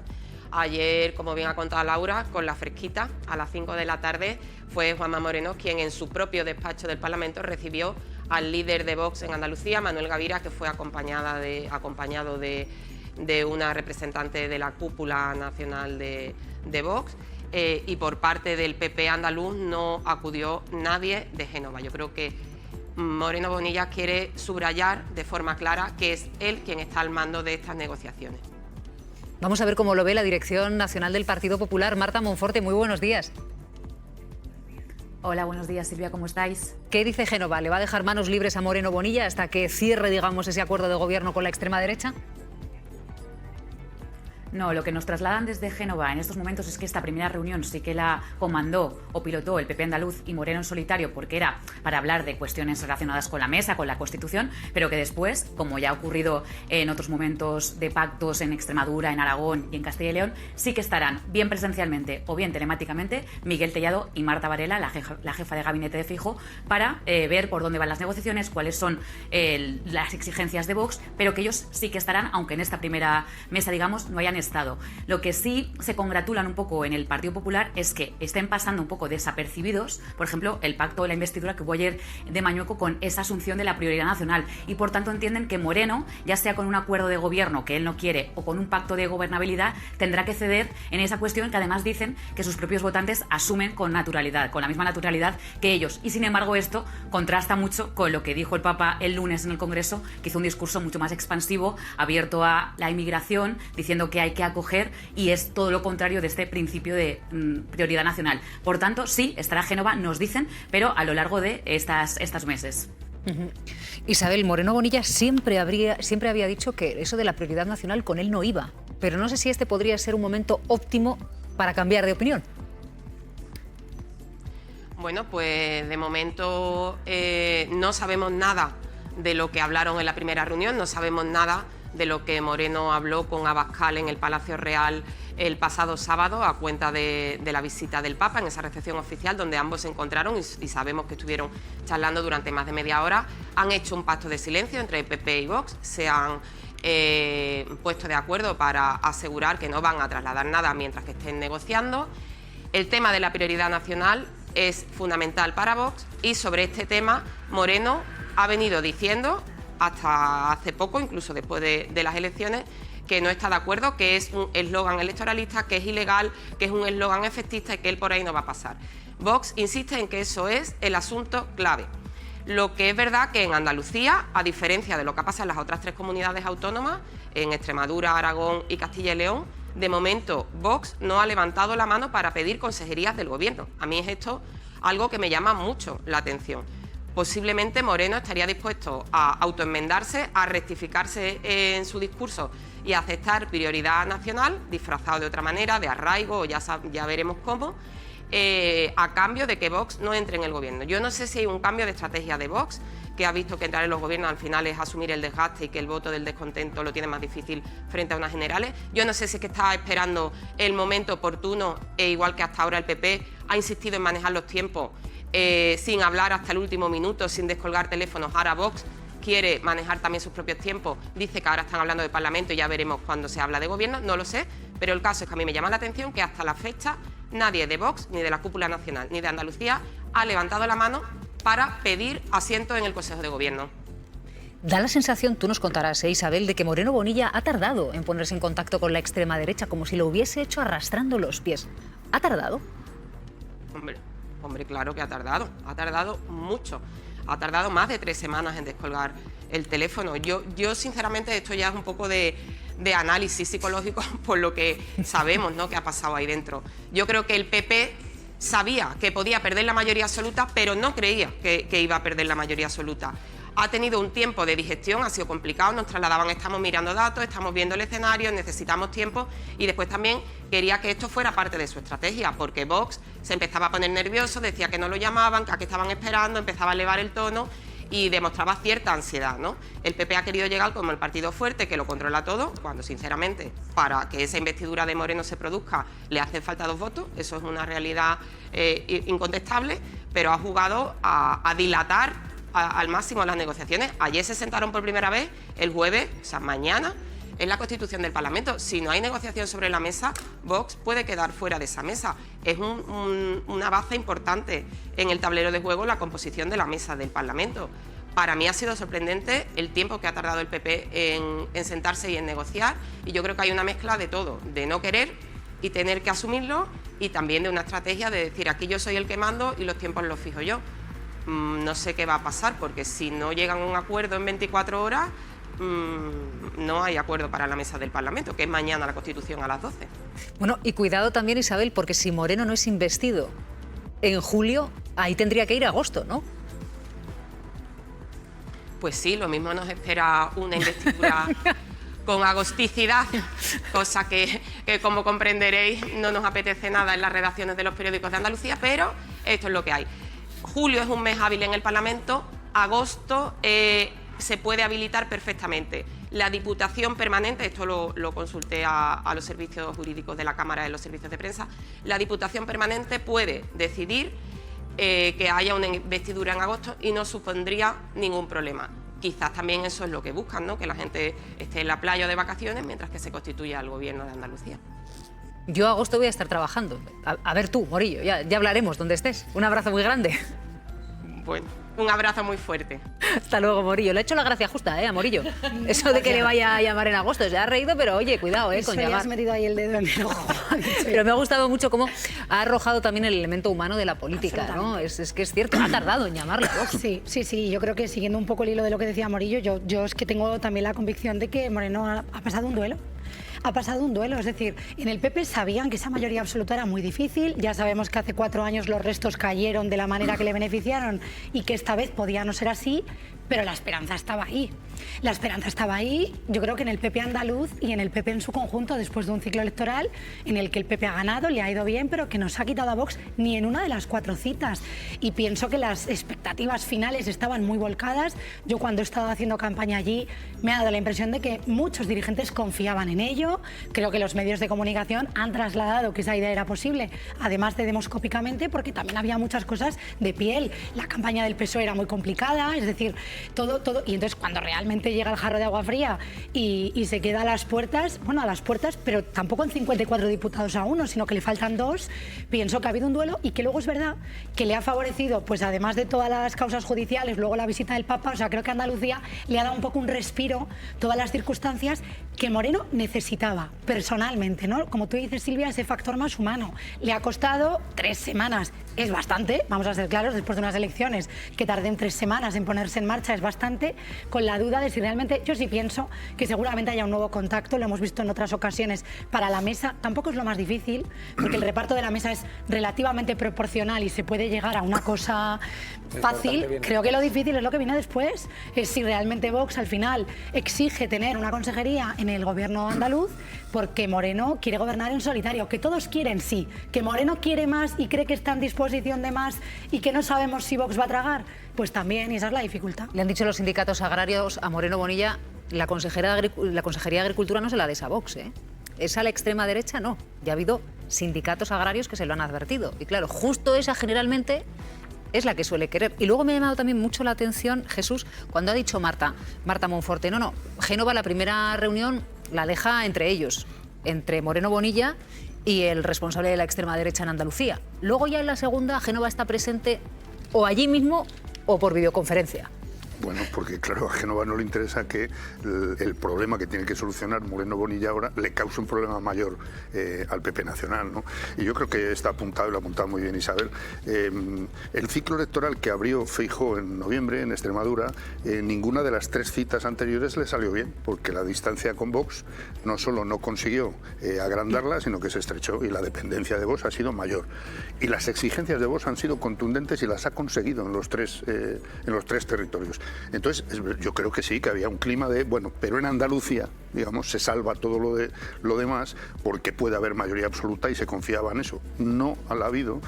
Y ahora la cuestión para mí fundamental es saber no solo si Moreno Bonilla cede en dar o no una consejería a Vox, sino si cede también en el discurso, en el mensaje, porque Moreno Bonilla en su campaña se distanció de Vox y sobre todo en el eje discursivo de Vox de la prioridad nacional, la antiinmigración, etcétera, etcétera. En Andalucía ese discurso Moreno Bonilla sabe que es muy delicado y muy complicado, que no es un territorio más. En Andalucía el tema de la inmigración es muy sensible.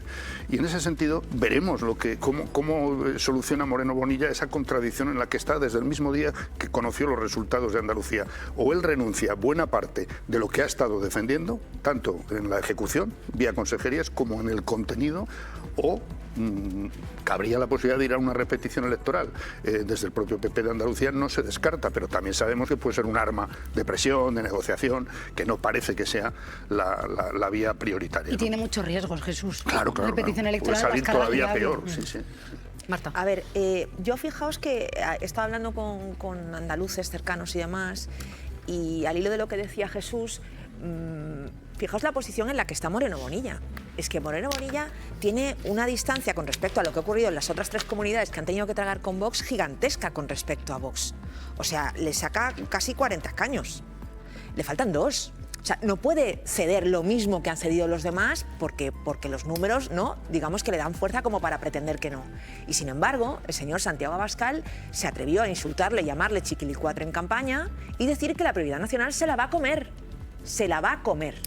Entonces, ahora el señor Moreno Bonilla tiene que ver cómo negocia o no, cómo sale de este callejón sin salida, después de haber dicho que esto le quitaba el sueño y que no quería a Vox de ninguna de las maneras para los acuerdos de ningún tipo de gobierno, y cómo, por otro lado, hay quien habla de esa ingeniería electoral que ha hecho que no haya ganado por 2 escaños, pero con Vox perdiendo votos y con restitos en las provincias. O sea que igual en una repetición electoral no está tan lejos y es su manera de distanciarse una vez más de lo que ha ocurrido en otras comunidades y del papelón que van a tener que sufrir en los próximos 4 años las comunidades que se van a comer las prioridades nacionales y que se van a comer los espectáculos que monta Vox en los gobiernos, haga cosas o no las haga.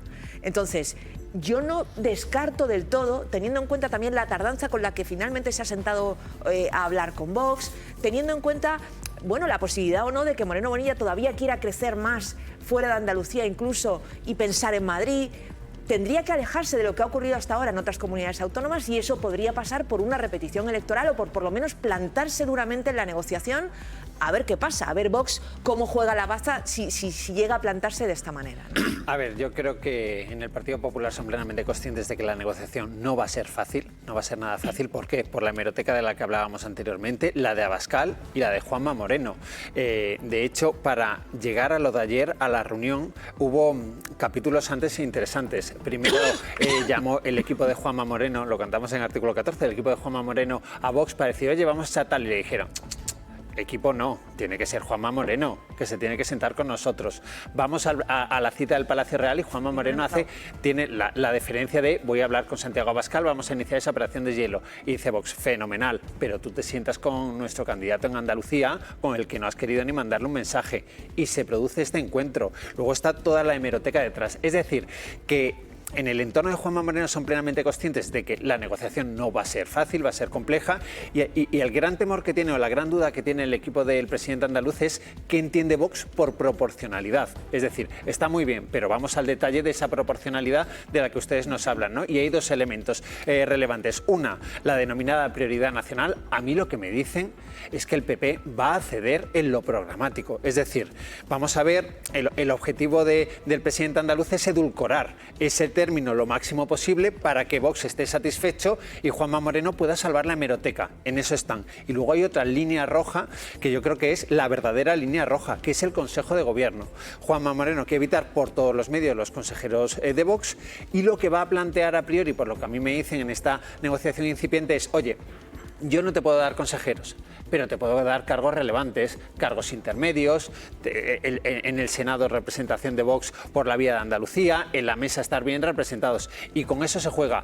¿Está descartada al 100% la repetición electoral? Al 100% pues no hay nada. Ahora, conlleva muchísimos riesgos y las dos partes lo saben. Lo sabe el Partido Popular porque los restos son endiablados y oye, Vox ha quedado en algunas provincias a muy poco de tener más escaños, ¿eh? Y lo sabe también Vox, ¿por qué? Porque, oye, un Juanma Moreno diciendo, oye, lo hemos intentado, le hemos ofrecido esto, le hemos ofrecido tal, el bloqueo ha sido absoluto, ir a ese... Yo, hoy por hoy, la posibilidad de la repetición electoral la veo muy difícil, la verdad. Luego, lo que mencionabas de la proporcionalidad, es que eso, claro, es que Vox además no no solo exige la proporcionalidad, sino en cada territorio ha exigido además el nombre de esa proporción, es decir, las competencias. No le vale cualquier porcentaje. Tiene que ser agricultura, tiene que ser una vicepresidencia, digo en los otros territorios, ¿eh? Tiene que ser las competencias sobre los temas sociales, la inmigración, el bienestar, la violencia machista que niegan. Es decir, no es cualquier proporción, sino la que Vox reclama. Entonces veremos cómo Moreno Bonilla también gestiona esa complicación, que no es menor, ¿eh? Claro, Marta Monforte, voy con ella.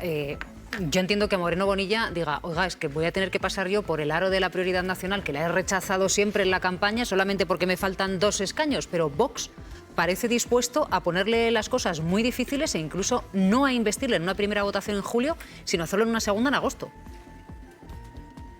Sí, de hecho, recordemos el precedente, ¿no?, que es el de María Guardiola en Extremadura, que obligó a una segunda investidura y, según recuerdo, si no me equivoco, tanto en Extremadura como en Aragón, ni el Partido Popular ni Vox llegaron a un acuerdo para la composición de la mesa. Es decir, que esto es una posibilidad que está ahora mismo muy presente. Veremos estas últimas 24 horas hasta qué punto se llega, pero es cierto que Moreno no quiere, digamos, tener que comprometer determinadas cuestiones con tal de llegar a la presidenta de la Junta, pero desde el Partido Popular Nacional sí que le aprietan, le dicen, si tus compañeros lo han hecho, ¿cuál es tu excusa para no hacerlo? Si estamos hablando de que esto no implica estigmatizar ni discriminar a los migrantes porque es una cuestión de arraigo, ¿por qué no vas a ceder tú aquí? Porque claro, eso también, digamos, le pinta la cara al resto de presidentes autonómicos que sí han cedido en esta cuestión, ya sea a nivel programático, que es lo que quiere el presidente andaluz, o ya sea entrando en el gobierno con consejerías. Hablabas ahora, Silvia, de la de agricultura. Para Vox es importantísimo, pero claro, en Andalucía también es clave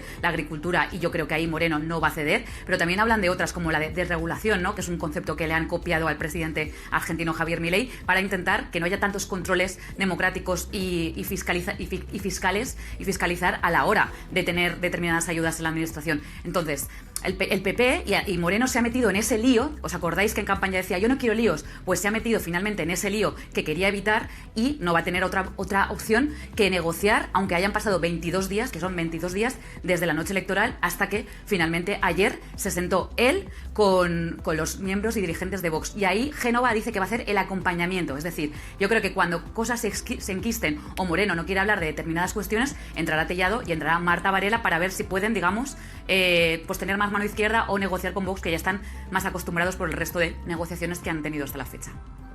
Gracias, Marta. Buen día. Muchas gracias. Hasta luego. Vamos a acercarnos al Congreso porque Carlos Cuerpo acaba de anunciar la fecha para presentar el cuadro macroeconómico de cara a la elaboración de los próximos presupuestos. Señalando, como ya dijo el presidente del Gobierno, que vamos a avanzar para la presentación de los presupuestos generales del Estado, presentando el cuadro macro el día 23 de junio, se lo dejo anunciado, que a lo mejor es incluso de su interés. El anuncio, Tony, ¿a ti qué te hace pensar?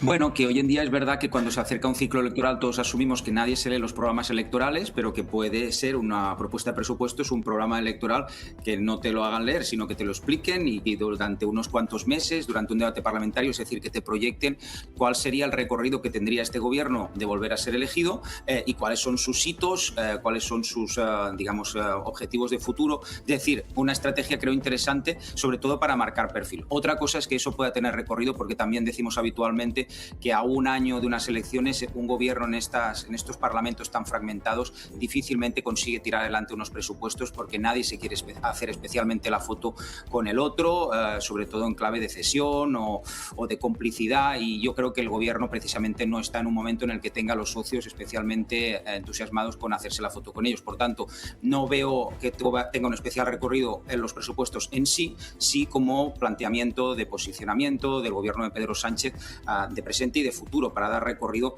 a su proyecto político, ¿no? Puede ser interesante en ese sentido y también interesante cómo se contrapone el PP ahí, si baja del discurso de la corrupción y del ruido a también cuestiones concretas que los ciudadanos puedan valorar. Gracias, Tony. Buen día. Gracias a tu. Buen día, Silvia. Hasta luego. Vamos a seguir en Barcelona porque León XIV va a hacer otra vez historia esta misma mañana allí en Barcelona con su visita a la prisión de Brians 1, donde se va a reunir con los internos. Nunca antes un papa se había reunido con presos en nuestro país. Marta. Sí, se nota que la seguridad ya se va incrementando a medida que se acerca la hora de que llegue su santidad. Ya hay varias autoridades que están dentro. Hemos visto al conseller Interior Ramón Espadalero, el obispo de San Feliu de Llobregat, entrando ya a la prisión y muy pendientes porque dentro de muy poco va a llegar ya el ministro del Interior Grande Marlaska y Salvador Illa. Nos va y de vas llegando información de cómo se va a desarrollar. Será en el interior de la prisión con esos 80 internos dentro de un teatro auditorio. Serán Josefina y Montserrat quienes puedan hablar con él, contarle su testimonio personal. Además, esta visita ha sido preparada por los propios internos. La decoración floral, por ejemplo, del interior la han realizado ellos. También la música será interpretada por ellos y los obsequios, un cuadro y un plato cerámico que han elaborado en el marco de los talleres. Los internos consideran esta visita como una muestra de cercanías hacia personas que a menudo se sienten invisibilizadas. Y esto va en la línea del mensaje que quiere dar el Papa en esa defensa de la dignidad humana. Os pediremos paso en cuanto veamos ya a las autoridades entrando en esta prisión. Gracias, Marta. Van a conocer a Jesús Roy, es el capellán de la cárcel de Brians 1. Jesús, buen día. Buen día. ¿Qué representa para los presos y presas de Brians 1 esta visita del Papa? Bueno, primero lo que quiero con mucho nerviosismo. Alguna me decía, padre, ¿nos va a dar el Papa el indulto? Digo, que esto no toca ahora. Pero lo está pidiendo pues como un momento de gracia, de que el Papa se acerca a ellos, de que el Papa venga a verlos a unos presos Pues eso para ellos significa muchísimo. O sea, lo están viviendo con mucha intensidad y alegría. Jesús, ¿ellos cómo se enteraron? No sé si lo solicitaron, si se les comunicó que iba a visitar el Papa la cárcel de Briançuno. ¿Cómo se enteraron? Primero se enteraron por los medios de comunicación, por la televisión. Y luego nosotros en las noticias lo dijimos también. Pero se enteraron por la televisión. Como yo también me enteré por la televisión. ¿Y cuál es el plan del Papa dentro de la cárcel hoy a la hora de reunirse con los internos? A ver, van a estar 80 internos. La mayoría son de Briançuno, hombres, mujeres. De Briançuno son 20 y tantos y 5 o 6 de Barrás. La prisión de mujeres de Barrás de Barcelona. Total unos 80 presos, por lo tanto, toda Cataluña. Se está destacando mucho, digamos, las dos caras de la visita del Papa que se complementan a Barcelona, ¿no? Visitar los grandes templos y también la prisión, en este caso, que es lo que va a suceder en esta mañana, Jesús.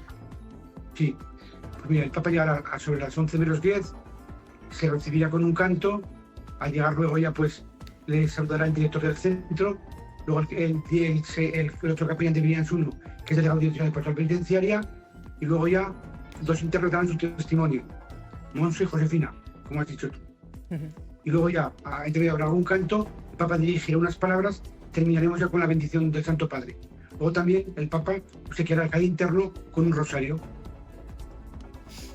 Pues Jesús, estaremos pendientes de esa visita que podrán seguir en directo, como no, aquí en Televisión Española. Gracias por habernos acompañado. Buen día, Jesús. Muchas gracias. Hasta luego. Otra imagen que también va a pasar a la historia hoy va a ser la que se produzca esta misma tarde, porque León XIV va a visitar la Sagrada Familia para bendecir la Torre de Jesucristo. Javier.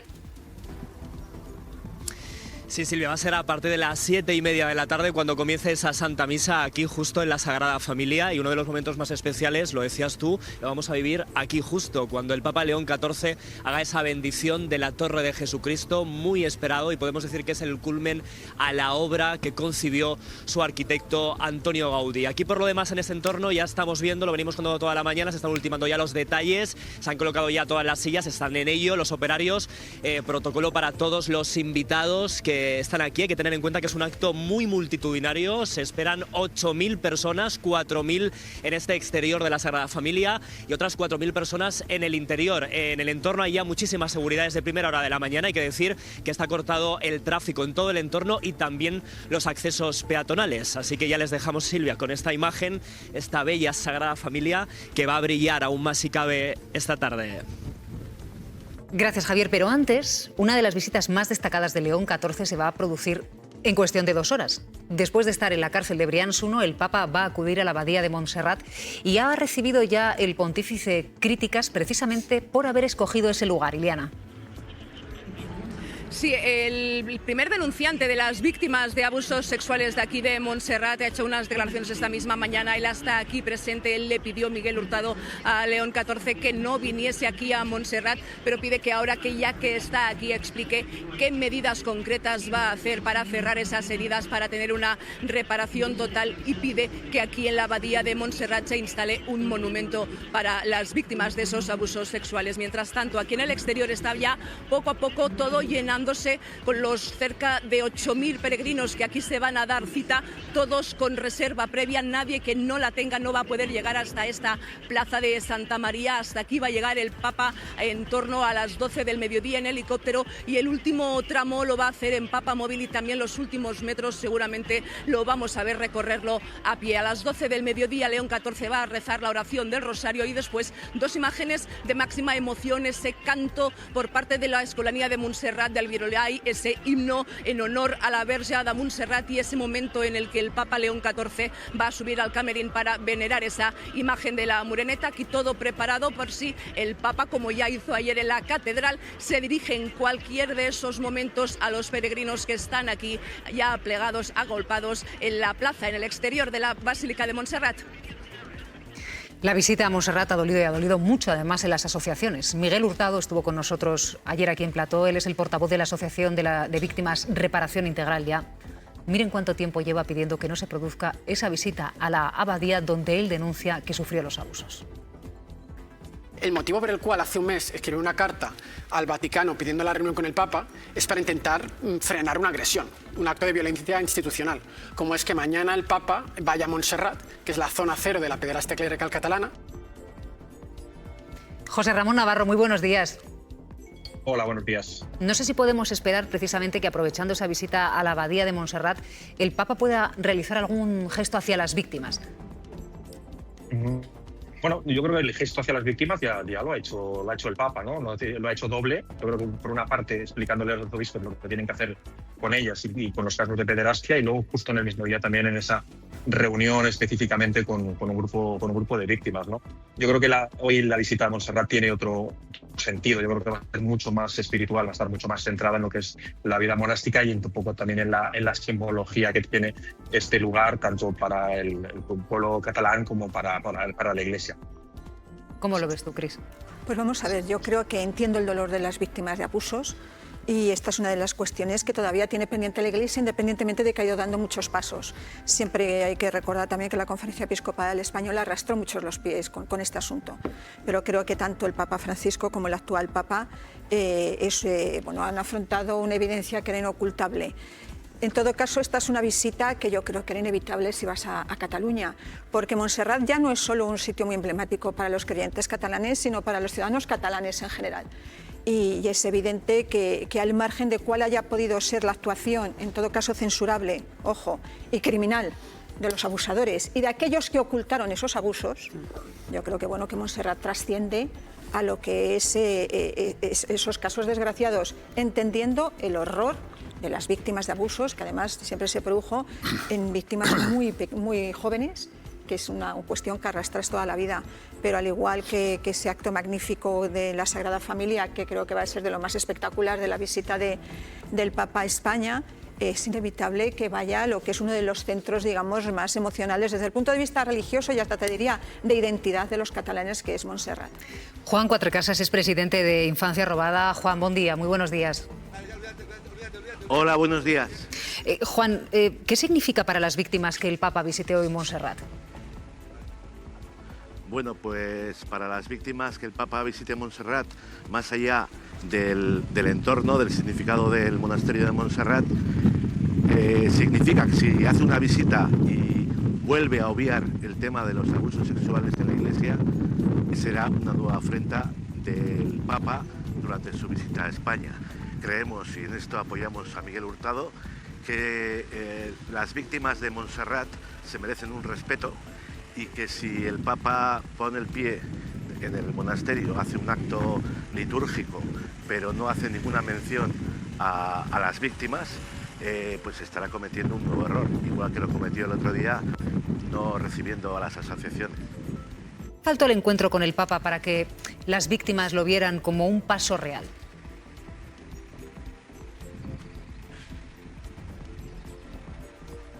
Juan. No sé si hemos perdido la conexión con Juan, pero es cierto que teníamos algún problema de sonido. Vamos a intentar recuperar esa conexión. Sí, Jesús, que querías aportar algo. Es que yo creo que si tiene una sombra la visita del Papa o un asunto mal resuelto, a mi juicio es este. Porque sí, se reunió con 6 víctimas de la pederastia en la Iglesia Católica, pero los colectivos, como vemos, lo que reivindicaban es que el encuentro fuera público y que hubiera un compromiso real, práctico, inmediato de asumir lo que ha pasado en la Iglesia Católica. Y en Cataluña, precisamente, tiene el problema de que el anfitrión, por decirlo así, el cardenal Omeya, es uno de los 7 cardenales señalados en los informes de la investigación de la pederastia en la Iglesia Católica, señalados como posibles encubridores de casos de pederastia. Entonces, yo creo que el Papa, cuando dijo que la plaga de la pederastia, cuidado, porque esto no surge, digamos, por esporas, ¿no? Una plaga es una plaga, pero es que en esto hay responsables, no solo de los casos directamente, sino de haberlos encubierto durante años y durante décadas. Y en ese sentido me parece que ha faltado un paso más firme, más contundente, más claro, más público por parte de León XIV. Hablabas del caso de Omeya. Hemos conocido que la justicia ha archivado la denuncia del arzobispo de Barcelona contra un joven que le reprochó su inacción ante un cura pederasta, Sandra. Sí, este joven había mandado un burofax a Juan José Omeya en el que le recriminaba su actitud, dado su cargo de cardenal arzobispo de Barcelona, por no haber denunciado de oficio los hechos que le habría comunicado este joven previamente. Estos hechos son que había sido víctima de tocamientos por parte de un religioso. En ese mensaje le decía que esperaba una respuesta satisfactoria, pero que de lo contrario se reservaba el tomar acciones civiles o penales. Omeya se querelló contra él por un presunto delito de amenazas, pero la justicia no aprecia infracción penal, sino una actitud legítima, que en todo caso, añade la justicia, se dirigiría contra el responsable de los hechos y no contra Omeya. Vamos a acercarnos también a Canarias porque han pasado 13 años desde que el Papa Francisco visitó la isla de Lampedusa, imagen de la tragedia migratoria. Hoy, en una visita histórica a España, la crisis migratoria sigue vigente y va a centrar precisamente la visita del Papa en su etapa, en la parte del viaje en Canarias. Naira, buenos días.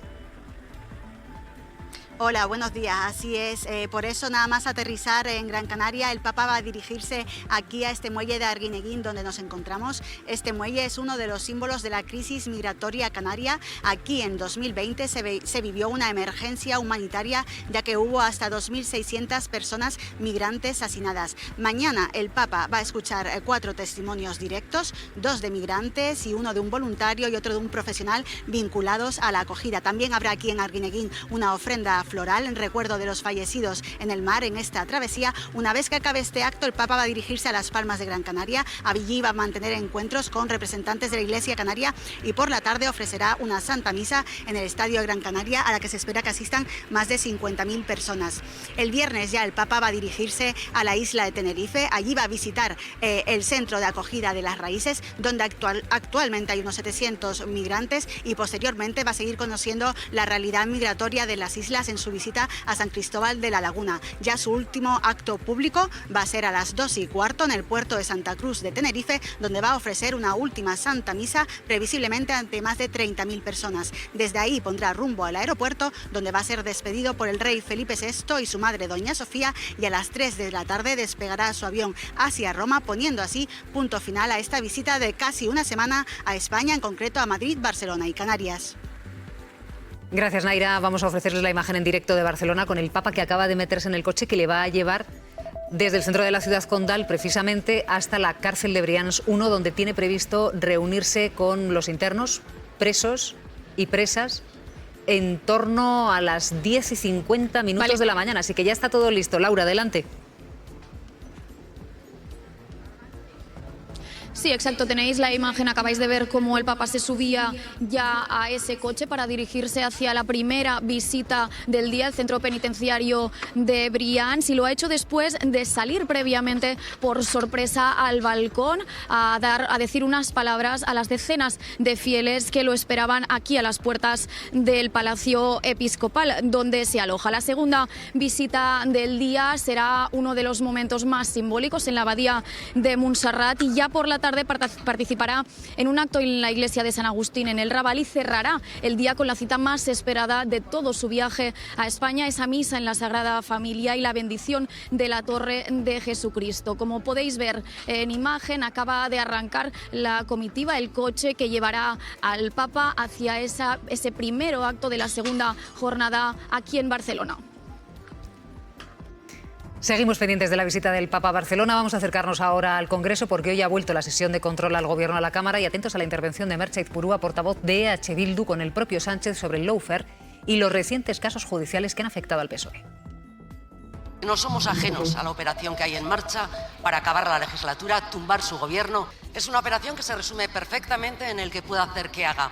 Por eso, y porque conocemos bien cómo la Guardia Civil, la Policía y la Judicatura fabrican informes y sumarios para operaciones políticas. Pero, señor Sánchez, usted sí tiene una gran responsabilidad.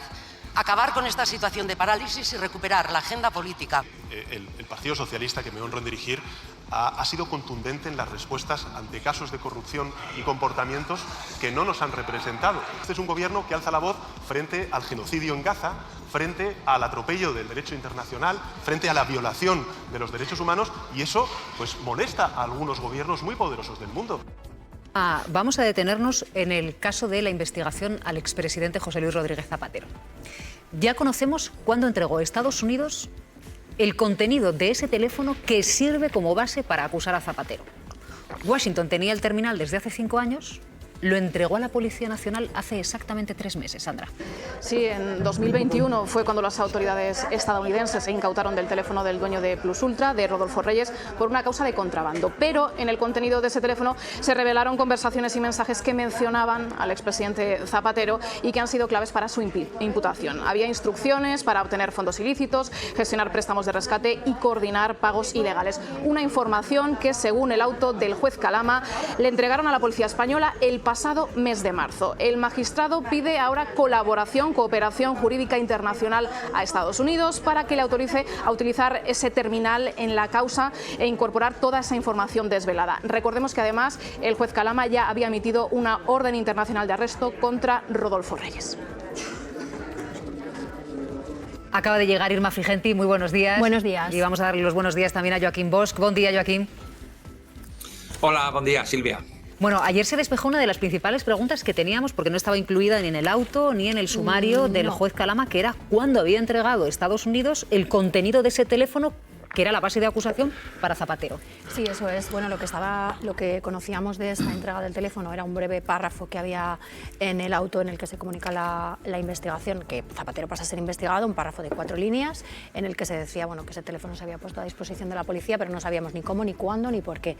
Sabíamos que ese teléfono se había incautado en 2021 en Estados Unidos a Rodolfo Reyes Rojas y se incauta, según lo que hemos podido saber en este nuevo auto, porque se le está investigando, dice que está orientada en ese momento la investigación hacia el contrabando, habla. Entonces, bueno, se incauta este teléfono, se hace ese volcado, que tampoco sabemos cómo se ha hecho, porque no da más datos en el auto, y bueno, pues encuentra esa información relevante y lo siguiente que sabemos es la fecha, 18 de marzo de 2026, que era una de las piezas que nos faltaba, que no teníamos, que es cuando se entrega mediante oficio a la policía. Eso le ha servido al juez para investigar, pero ahora lo que pide es poder usarlo como prueba de cara a un posible proceso judicial. Joaquín, está sorprendiendo mucho que teniendo Estados Unidos el contenido de este teléfono, que es la base de la acusación a Zapatero, lo tenía desde hace 5 años, que lo entregase en los 3 últimos meses. No es una cuestión que no tendría efectos jurídicos de gran relevancia. ¿Cuál es el momento en que se aporta? Puede justificarse, por ejemplo, en función de que se ha producido una investigación general contra directivos de Plus Ultra. A mí, en cambio, lo que me parece bastante problemático jurídicamente es los datos que se van conociendo de cómo se pudo haber realizado el clonado, porque podría ser una prueba que no fuera válida en nuestro país. No basta que una prueba se consiga en otro estado, de acuerdo con las reglas del estado, sino que para que pueda ser prueba válida en España, tiene que ser compatible con nuestro sistema de garantías y nuestro sistema de derechos fundamentales.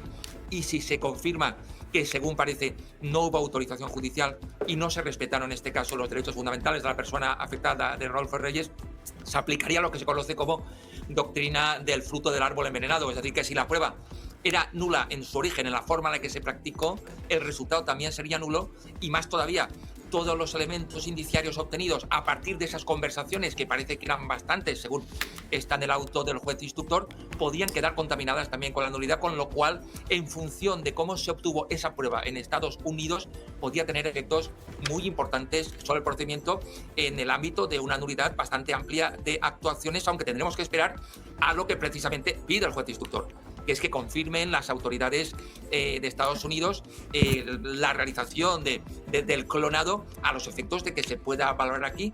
Hay otros elementos en la causa contra Zapatero que no vienen del clonado del teléfono, pero me parece que la nulidad ahí sí que podría tener repercusiones muy amplias en el procedimiento contra Zapatero. Pero el juez no debería haber hecho todo esto antes de aceptar la prueba para lanzar y ordenar el registro contra Zapatero. Pregunto, ¿eh?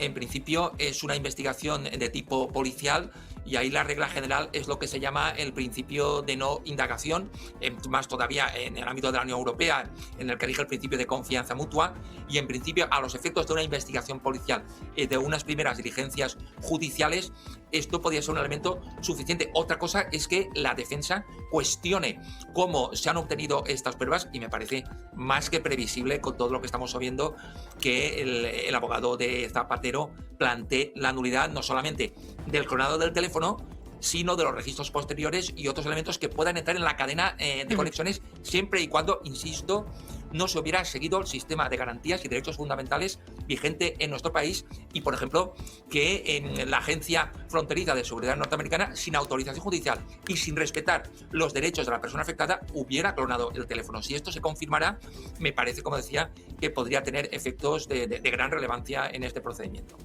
Qué cosa. Estados Unidos, que tuvo 5 años para entregar el contenido de este teléfono, Irma, al juzgado número 15 y lo entregó a la Audiencia Nacional 2 semanas después de que asumiera el caso.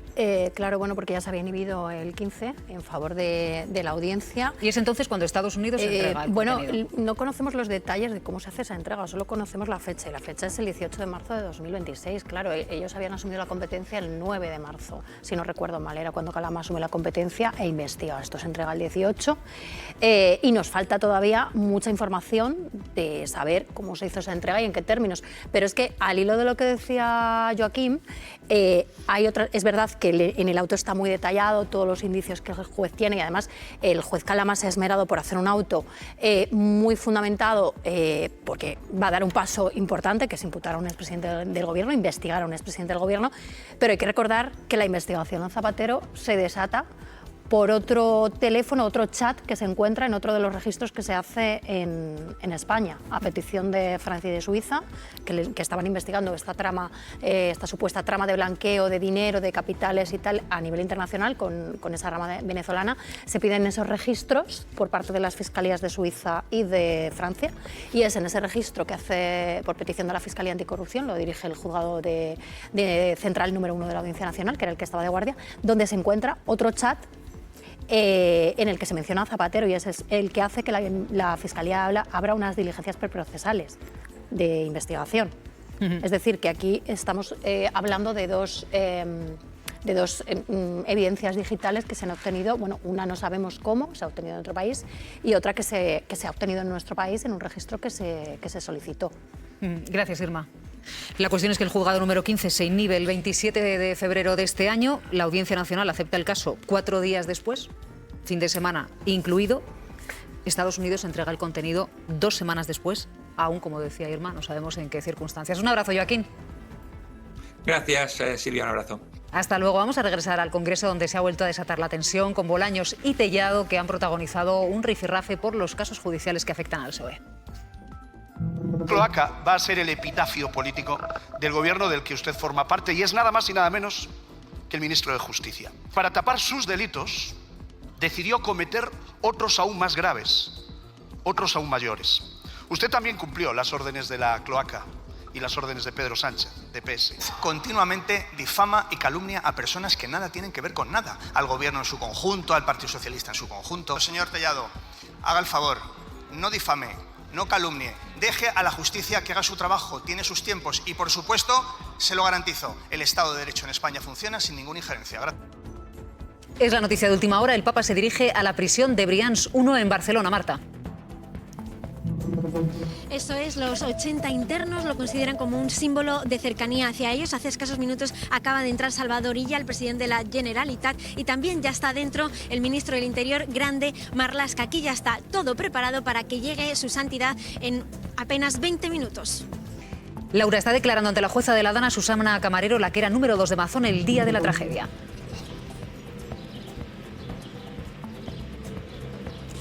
Sí, ha accedido por detrás de los juzgados. Por delante les esperaban las principales asociaciones de víctimas que estaban aquí concentradas. Ha empezado su declaración y, según fuentes presentes en ella, Camarero ha reconocido que no sabía lo que era un CECOPI, pero que estaba preocupada y que por eso se conectó. Ha asegurado también que no percibió ninguna situación de descontrol. Ha dicho que no tuvo contacto con el presidente Mazón, pero que sí que les dijo al principio que estuvieran todos pendientes de sus responsabilidades. Nos alimenta que el día 29 de octubre abandonó a las personas de teleasistencia, abandonó a las personas de las residencias y también de las viviendas tuteladas de Picaña. Juan Raluca, Radio Nacional de España, muy buenos días. Buenos días, Silvia, ¿qué tal? ¿Cómo estáis? Muy bien. ¿En qué andas tú esta mañana? Bueno, andamos recordando los 90 años de Radio Nacional de España, los años también aniversario de Televisión Española, y estamos compartiendo con los oyentes momentos inolvidables. Estamos escuchando algunos, el gol de Señor contra Malta, cuando se legaliza el Partido Comunista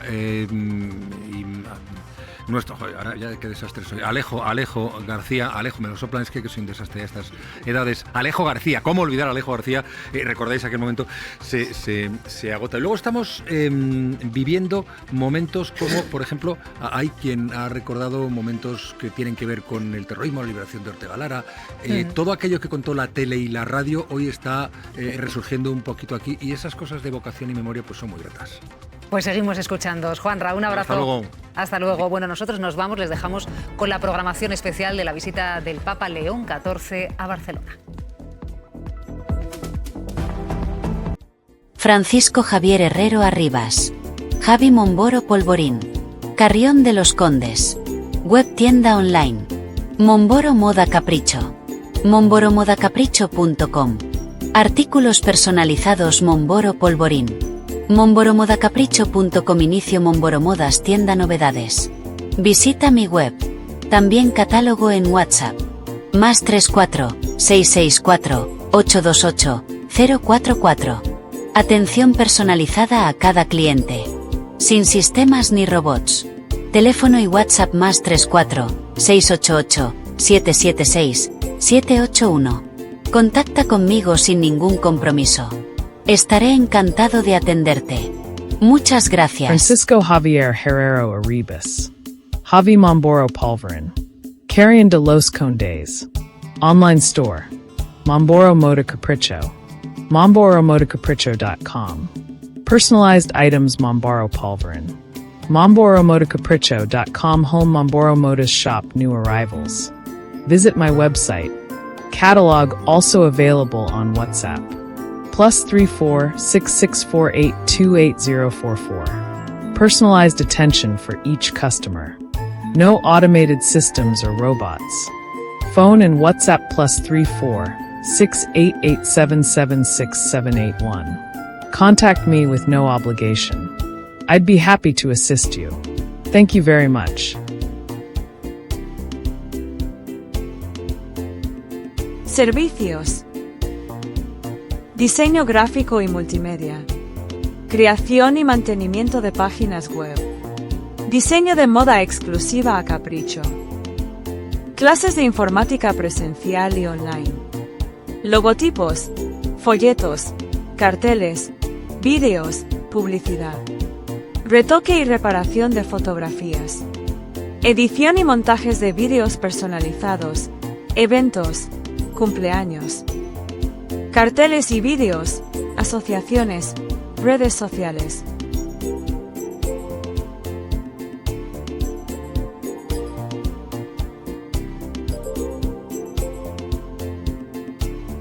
Solicita información sin compromiso. Muchas gracias.